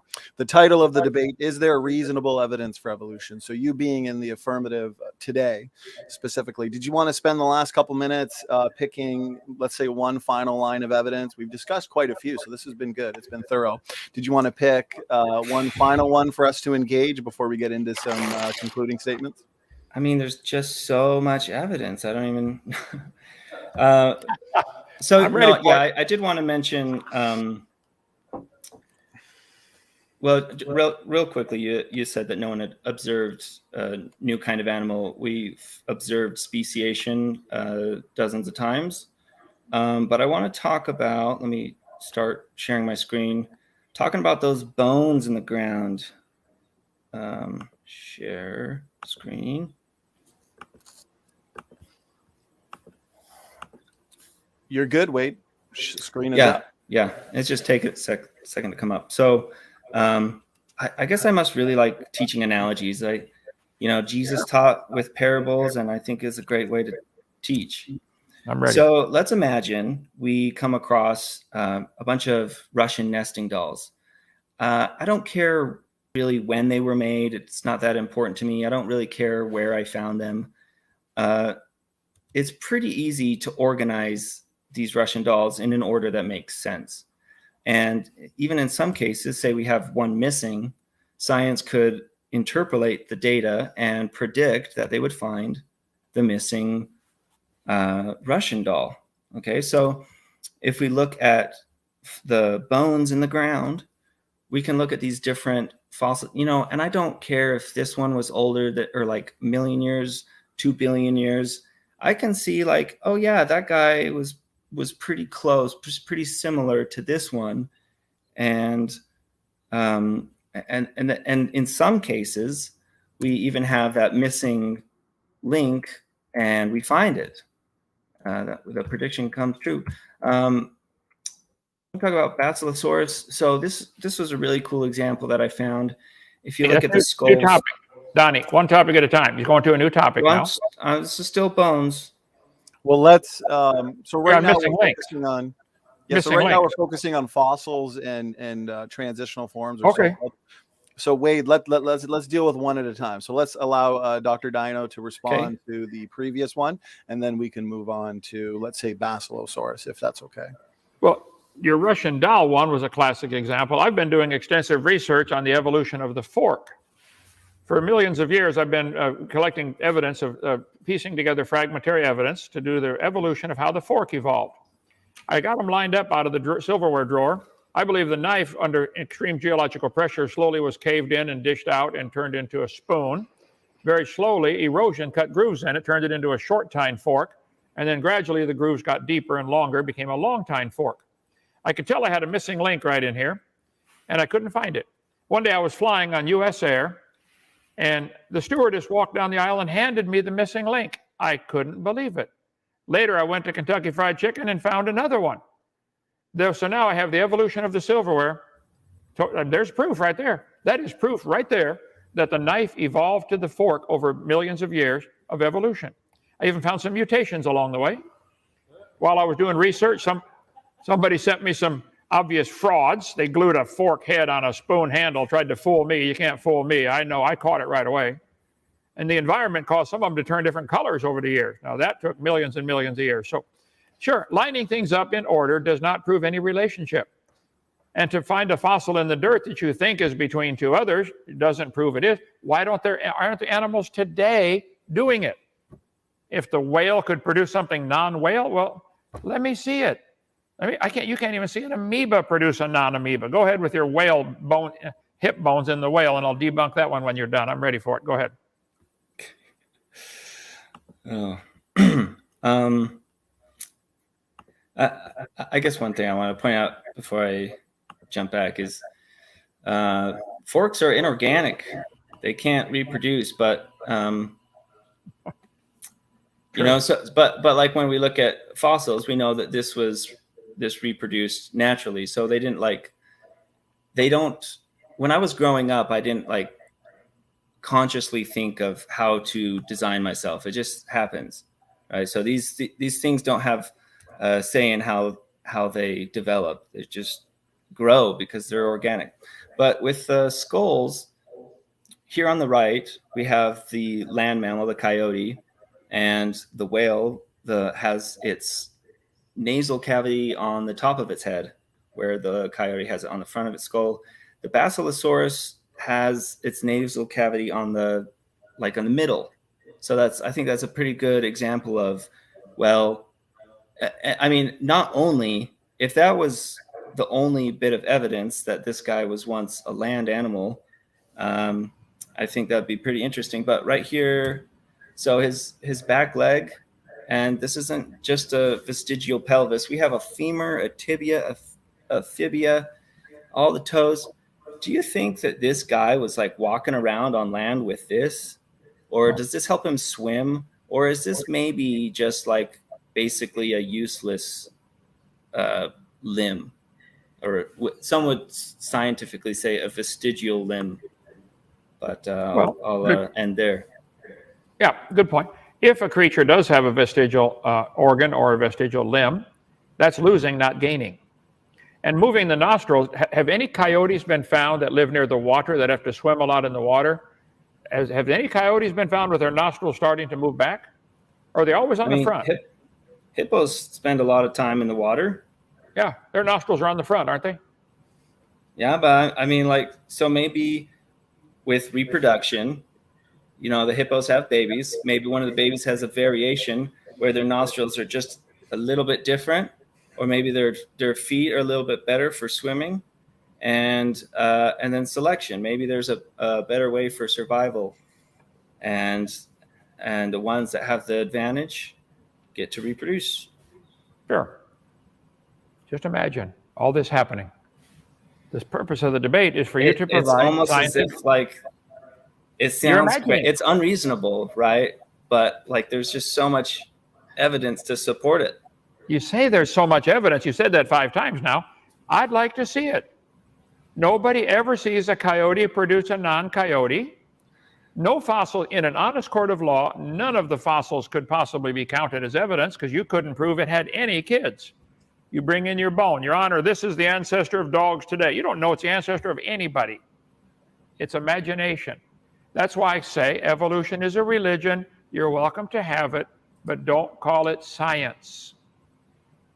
Okay, let me jump in there, gentlemen. Yeah. Fantastic debate, great engaging discussion.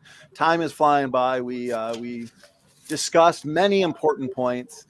We could listen to this all day, but I do want to make sure we have time to get to some of these awesome audience questions. So why don't we, Wade, there may be something you want to respond to there, a couple more points you wanted to make. We do have concluding statements. So if you want to. Oh, yeah. Well, aside from that, I would just absolutely love it if Dr. Dino whacked an atheist. Will you whack me with your SpongeBob? That would make my day. Wade, you would not believe how long my list is of those who need to be whacked. There are so many out there. I feel like it's a target-rich environment. Okay, I'm a good shot. Hopefully I'll do something I'm not worthy. going to promise. I might eventually, sure. Okay. That's a good way to end the discussion. One of these days, you'll check it off the bucket list there, Wade. So let's hand it to Wade the Wizard. Great debate. We've got over 310 people in the chat enjoying this debate with a lot of great questions. So tons of fun, well worth the wait. And Wade, we're going to hand it to you for a 5-minute concluding statement. So if there's any final points you want to make, anything you feel was unaddressed, now's the time. Let's see. Well, I guess just a quick summary. So I grew up believing that God created everything. I believe just as Dr. Dino did. I believed in God, and I believed that God created everything. But I changed my mind. And why did I change my mind? Because I studied and I researched. And I guess, so if there's any takeaway that anybody watching is, don't take my word for it. My favorite motto of the Royal Society, the oldest scientific society, is nullius in verba, which is Latin for on nobody's word. Okay, so don't trust me. Don't trust Dr. Dino. Go do your own research, kids. Learn science. And the evidence is out there. And I'm still learning more and more, even just as I was preparing for this debate. I came across endogenous retroviruses, which is incredible. And gosh, I just learned so much. And like talking about, I had a real fun time doing the actual math on speciation of frogs and how it's completely implausible to believe that only 4,400 years ago, God killed everything. And yes, I don't know, that the main takeaway is I used to believe in creation, but I believe in evolution now because of the evidence. And if there was ever evidence that could persuade me, I would change my mind. I would change my mind and believe in creation. But I don't think that day will ever come. That's all. Thanks. All right. I appreciate that concluding statement there, Wade the Wizard. So a couple minutes we can throw into the audience Q&A. Dr. Dino, we're going to hand it over to you. Brother, you've got 5 minutes as well, whenever you're ready. Put my screen up. Damien, put my screen up. Okay, good. Why? Okay. All right. Been a long day here. I believe this debate over creation and evolution is essential. It's probably one of the central themes of life. If there's a God, we better find out who he is and find out what he wants, because he owns the place, okay? If you wake up in the middle of a store, look around and say, wow, can I have all this stuff? Well, no, it might belong to somebody, okay? I think the whole purpose of life is changed by whether you believe in creation or evolution. It's a absolutely essential topic that you get settled. If there's a God, he owns it. You better find out what he wants. Which God? That's a different argument, okay? Where'd you come from? Where am I going? What's the point of life? If evolution is true, you guys offer absolutely no point. There's no purpose to life. There's no reason to have any rules. I've often asked atheists, if you believe in evolution, how do you tell right from wrong on any topic? You have to borrow Christian standards to choose right and wrong. Would it be wrong for me to break into your house, Wade, and shoot you and steal your stuff? Well, you say, yeah. Well, why? Why is that wrong? Is it wrong for the lion to go into the zebra's home and kill the baby and eat it? The lion doesn't think so. The lion thinks it's fine. Where is the standard for right and wrong? We did not get to it, but the Bible says in the last days there would be scoffers who would walk after their own lust. They don't want God's rules because it violates what they want to do. And the Bible says in 2 Peter 3:5, they're willingly ignorant of how God made the heavens and how the world was overflowed with water. The flood explains why do we have fossils at all? You want to line up these fossils? Wait a minute. No fossils are forming today. Millions of animals died today. None of them are going to fossilize. None of them. But we find fossils by the trillions.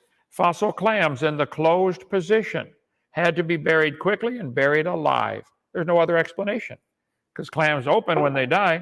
So my position is God created everything in 6 days. He destroyed it with a big flood. You can't figure out how all those frogs came from frogs on Noah's Ark in 4,400 years. For heaven's sake, Wade, you believe all those frogs came from a rock. You couldn't do that in any infinite amount of time, eternity. We never see this happen. The Bible says he's also got the heaven and the earth reserved unto fire and judgment against the day of perdition and of ungodly men. There's coming a day of judgment. In 1830s is when this really started with the stupid geologic column they invented, Charles Lyell. The geologic column doesn't exist anywhere in the world, but you've been taught, Wade, that you said you studied the evidence. Let's see, what did you say? Yeah, you studied and researched, and that led you to the conclusion that there's no God. I don't know what you studied, but you better keep going, keep studying on that, because this is a critical topic. If you're wrong, Pascal's wager here, if you're wrong, you've lost everything. If I'm wrong, I've lost nothing. I've had a wonderful life. I enjoy life, happy. And if I die and find out that's it, okay, I still enjoyed life. But if we both die and find out I'm right, there's a God, you're going to be judged, you're going to be in trouble. I'd suggest you think about that long and hard. Okay, questions from the audience? All right, I appreciate that concluding statement there, Dr. Hovind. And fantastic debate. This was a lot of fun. We've got a great chat, lots of great feedback, comments, and compliments. So there's also going to be an after show that's going to take place immediately after this debate on Logical, Plausible, Probable's channel, and he always has an after show to remember. So everybody head on over there after this debate ends. Okay, let's get into some of these questions for the audience Q&A. So let's go all the way back to the beginning here, and we have enough questions for an all-nighter. So we're just going to get through a few of these. I'll pick them at random. And there's a good bunch for both of you. So this first one comes in from Landon Freeman. And Wade, this is your first time on the platform. So what we usually do here on Standing for Truth is whoever the question is for gets the last word. So let's say the question's for Kent. Then he can respond. We'll give you a chance. Then we'll give Kent the last word and we'll move on that way. So this one is for you though, Wade. So the question is from Landon Freeman. Thank you, Landon. He says, question for Wade. What biological findings would lead you to believe in limited common descent as opposed to universal common descent? Go ahead, Wade. I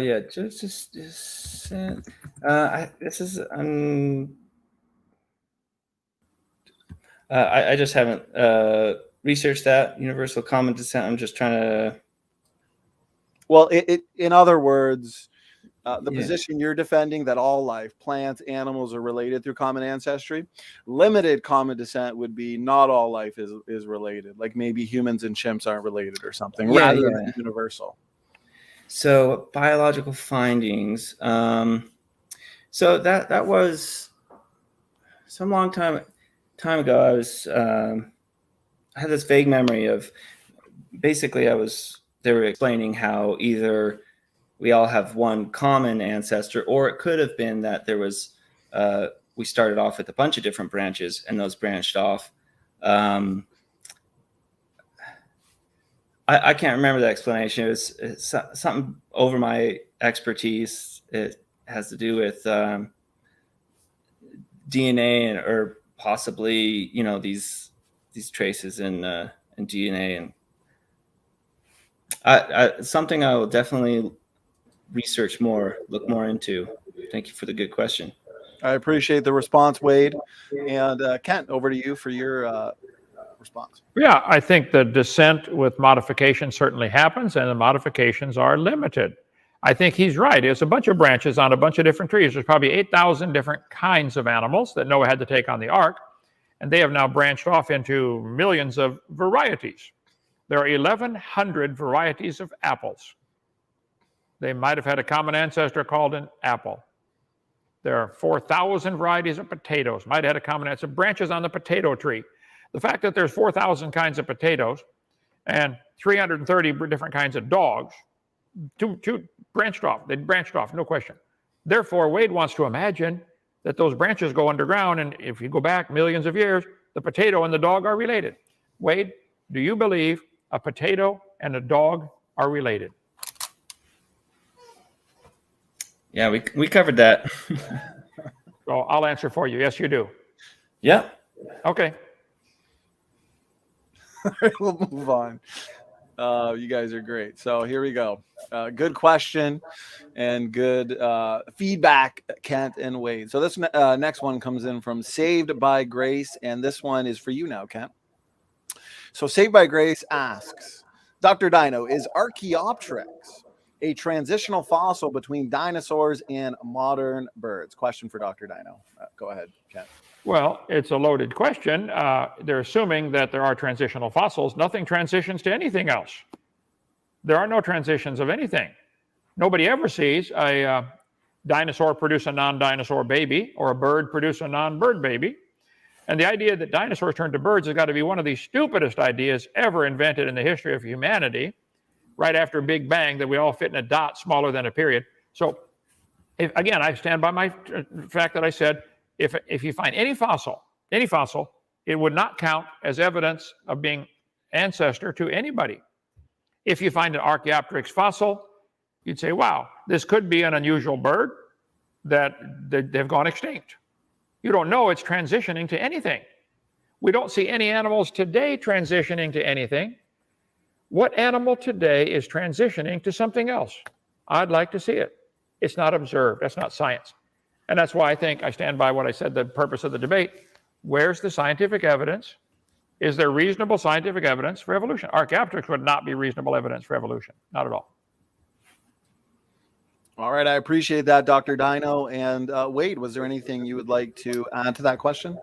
Yeah, I actually, Archaeopteryx is one of my favorite, I think one of the coolest species. And I was pulling up, it's actually got a pretty extensive, wiki article, but the things that are interesting about it is we currently have never discovered a bird that has teeth. We have never seen a bird with with bones in their tail. Like they don't have tails. It's just like a stump with the feathers that come out. And I think that they have claws too or something. Like it's this really cool bird lizard. I think is really cool. And I think it's a great evidence to suggest like this is maybe how birds developed flight. Yeah, that's all I'll say about that. All right, thank you, Wade, for your response. And Kent, question was for you, so you get the final word on that one. Well, Archaeopteryx, if it's even legitimate, was an unusual bird. It had claws on its wings. The Hoatzin today has claws on its wings. It had teeth in its beak. That's unusual. The hummingbird has teeth in its beak. Okay, so there are birds with teeth in the beak, or at least serrated beak material. So, some of them were faked and invented by a Chinese entrepreneur farmer who wanted to make some money. So he faked these fossils. Some of them were. You can read all about that. Watch my video number 4 about lies in the textbook. So I think the fake fossils were intended to support the theory that birds evolved from dinosaurs. Olson, outspoken opponent of the theory, has taken advantage of this moment to renew the old debate on the origin of birds. I'd be willing to bet $10 birds will always produce birds. They always have. They always will. Birds will lay eggs and they'll hatch out to be a bird if they hatch at all. So Archaeopteryx would not be evidence for anything. Archaeoraptor, Archaeopteryx, all of these I cover on my video number 4, lies in the textbooks. You can get it on drdino.com. Plug the videos there. And I encourage you to watch that. But again, my bigger picture, no fossil counts. None. No animal today is doing this. They're giving bones the ability to do something no animal today can do. That's why it is imagination. It's not science. All right. Thank you, Dr. Dino, for your final response there. So this next question comes in from Power Word, and the question is for you, Wade.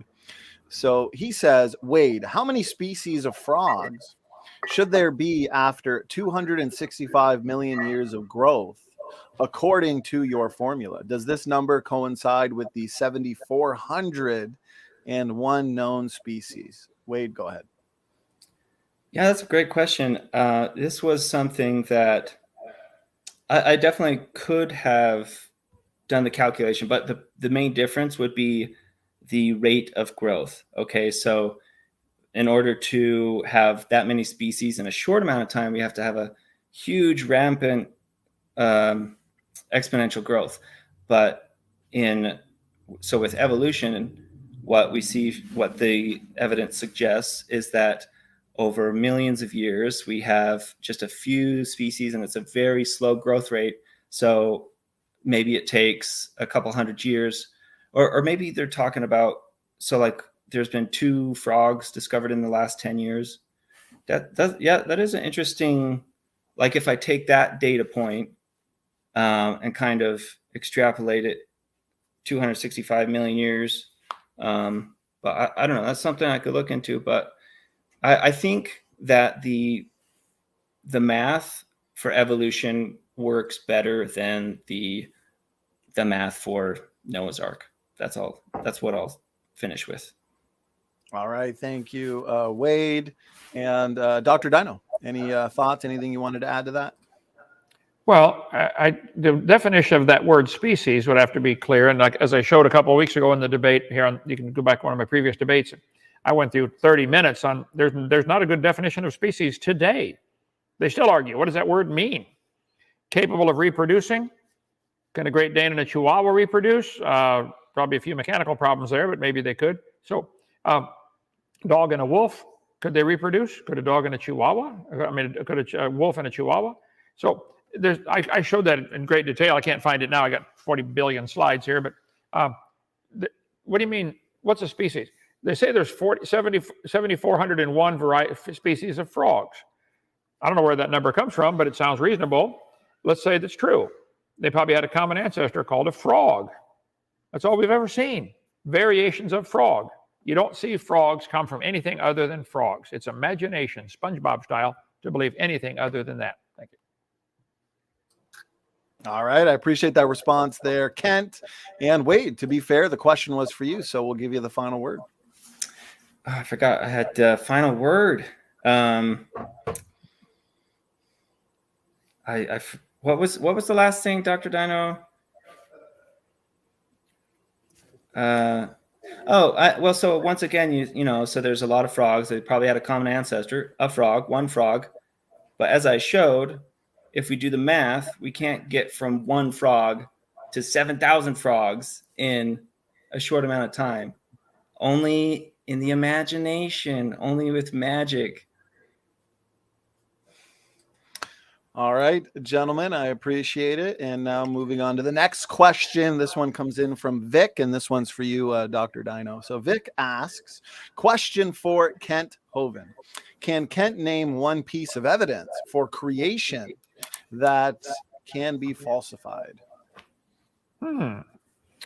I guess I'd have to have more clarification of exactly what he's looking for the creation story found in the Bible, for creation itself.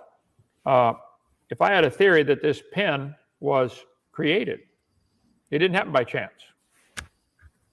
I suppose if I could get a pen to form by chance, lightning striking a plastics factory, maybe, that would falsify it. But I guess I'd have to clarify that question a little more. What exactly are they looking at? I don't know of any evidence that would falsify the idea that this pen had a creator. I don't think there's no other reasonable option. Somebody created this, had to. Even the ball that goes in the end for the ballpoint, I bet that little ball was designed to roll around and catch the ink in the tube and pull it out. I think it's common sense. It was designed. So is there a way to falsify that? I don't think so. I think it's the only conclusion. There had to be a creator. Now, which creator? Is it Allah or Buddha or Jehovah? That's a whole different argument. But is there a God? I think that's an absolutely inescapable conclusion. Yes, there had to be a designer. Okay? All right. Thank you, Kent, for that answer. And Wade, anything you wanted to add to that one? So I think one of my favorite things about science is this idea of falsifiability. So if I make the scientific claim that all swans are white, all it takes is I have find one black swan to falsify that claim. So Kent Hovind is claiming that God created everything in 6,000 years ago. So in order to falsify, or rather, in order to falsify evolution, all we need is one example where God creates an animal, or like some kind of species just like poofs into existence or something. And then we're like, oh, maybe evolution is not true. And I would change my mind if there was some kind of evidence. And I think it's so amazing. So Darwin suggested evolution 160 years ago, I think. And ever since he did, thousands of people have been trying to falsify evolution. They've been looking for evidence. So, well, maybe it doesn't work in this case, or maybe, and yet it still stands as the foundation of all biology.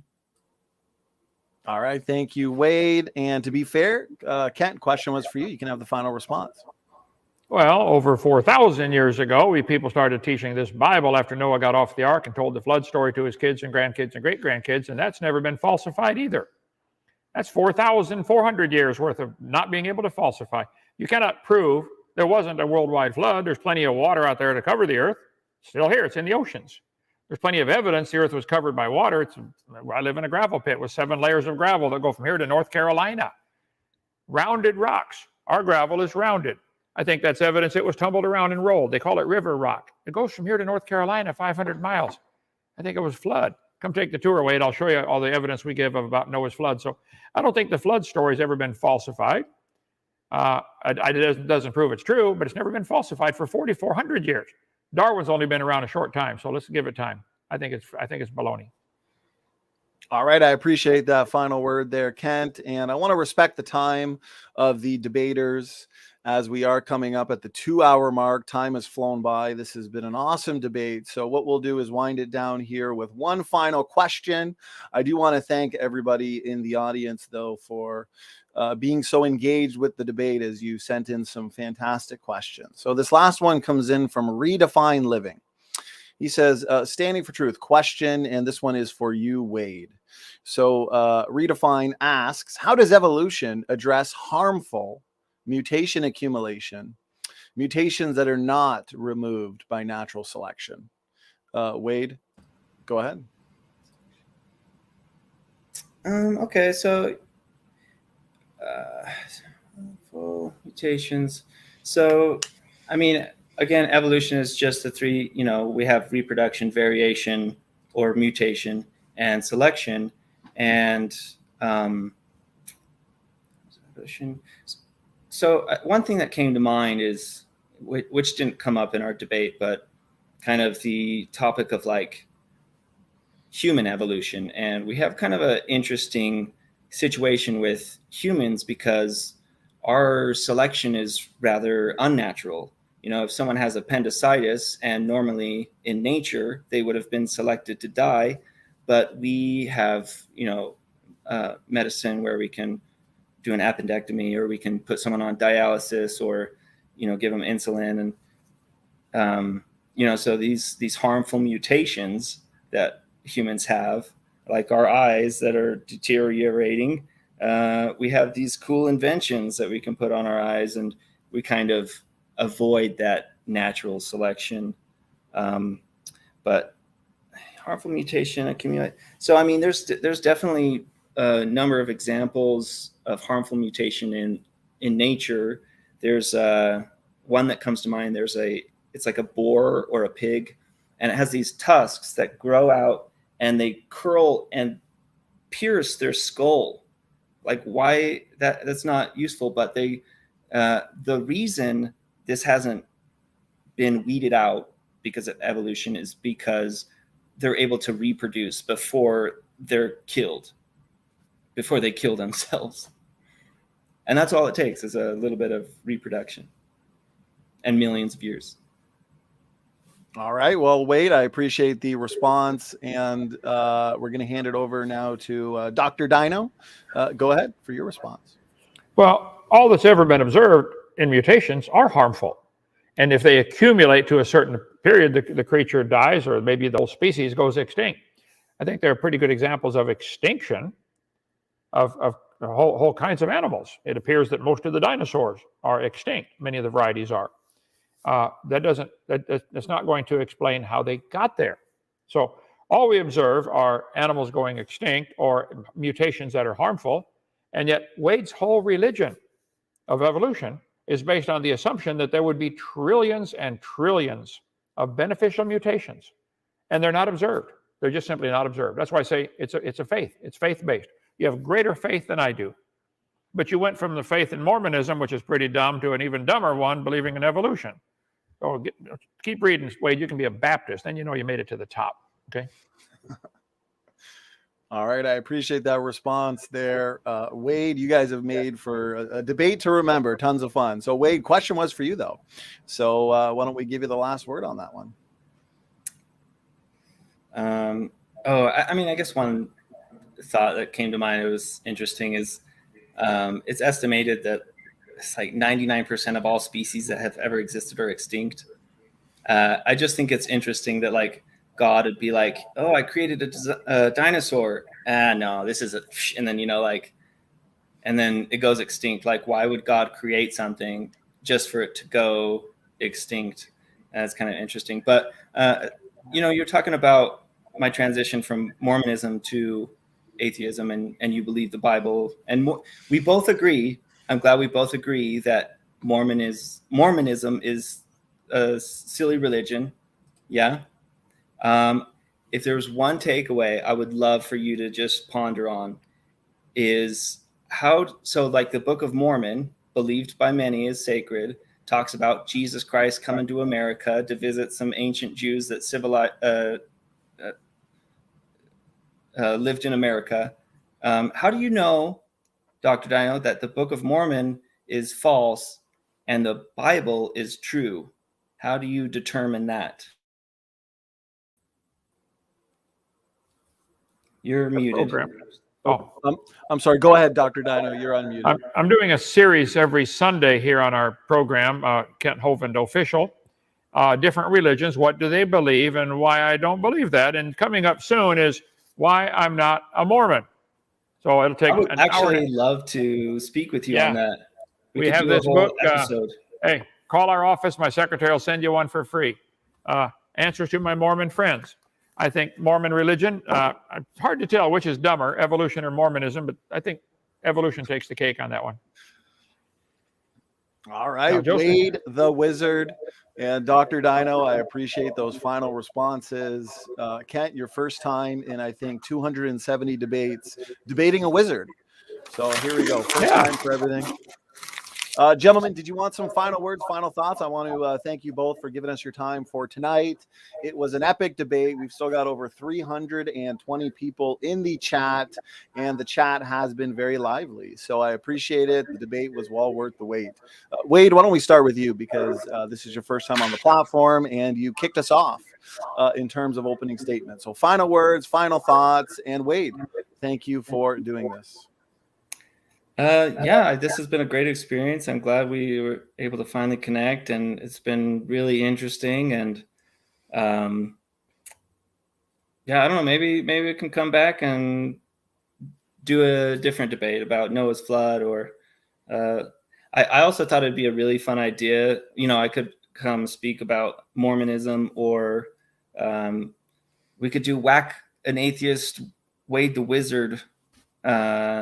And I'll just come on your show, and you can just whack me all night. But yeah, thank you. Thanks for the time. It's been nice to meet you. Hey, nice to meet you as well. I appreciate those final thoughts, final words. Wade, maybe one day we'll have Kent feature you on a Whack an Atheist special. So I appreciate those final words. Dr. Dino, again, thank you so much for doing this. Final words, final thoughts. Yeah, I'm amazed how many of the atheists think it's an honor to be whacked by Kent Hovind. And some of them, that's their goal in life, to get on that list. I have a long list. I'm sorry, I can't promise that, but summary. Okay, summary. I believe God made the world. He owns it. He makes the rules. And we're all guilty of breaking his rules. He said, don't bear false witness. Don't lie. Don't steal. We've all broken these rules. We're going to be punished. Or you need to find a substitute. And Jesus Christ paid for my sins 53 years ago. I accepted him as my Savior. If you died today, where would you go, Wade? Smoking or non-smoking? I'd be willing to bet $500 you're going to be dead for a long time. Long time. I don't know how long you're going to live. Hope it's a long time, but you're going to be dead longer than that. All you get in this life is a little bitty dash between two dates. And for those Christians watching this debate, I'll ask you a very simple question. What on earth are you doing, for heaven's sake? Can't you find something to do besides play them stupid video games? Find something productive to do for the Lord. If you can't shoot, carry bullets. Pay for the bullets. Do something. We produce a lot of videotapes. We want to encourage you to strengthen your faith. You can go to our office, Dr. Dino. Call our 855-BIG-DINO, or come visit Dinosaur Adventureland. It's all free. We'd love to see you. Come down here and wait. Bring all your Mormon friends down here. We can take the tour, have a long talk about Joseph Smith. I think we can straighten that out. All right. Thank you for so much, Donnie. It is late. I'm an old man. I'm going to bed. Good night. Well deserved. I appreciate it. Time for bed. Okay, guys. We'll see you later. Thank you for tuning in. God bless. And we'll see anybody who's still up. We'll see him at the after show. And Standing for Truth is out.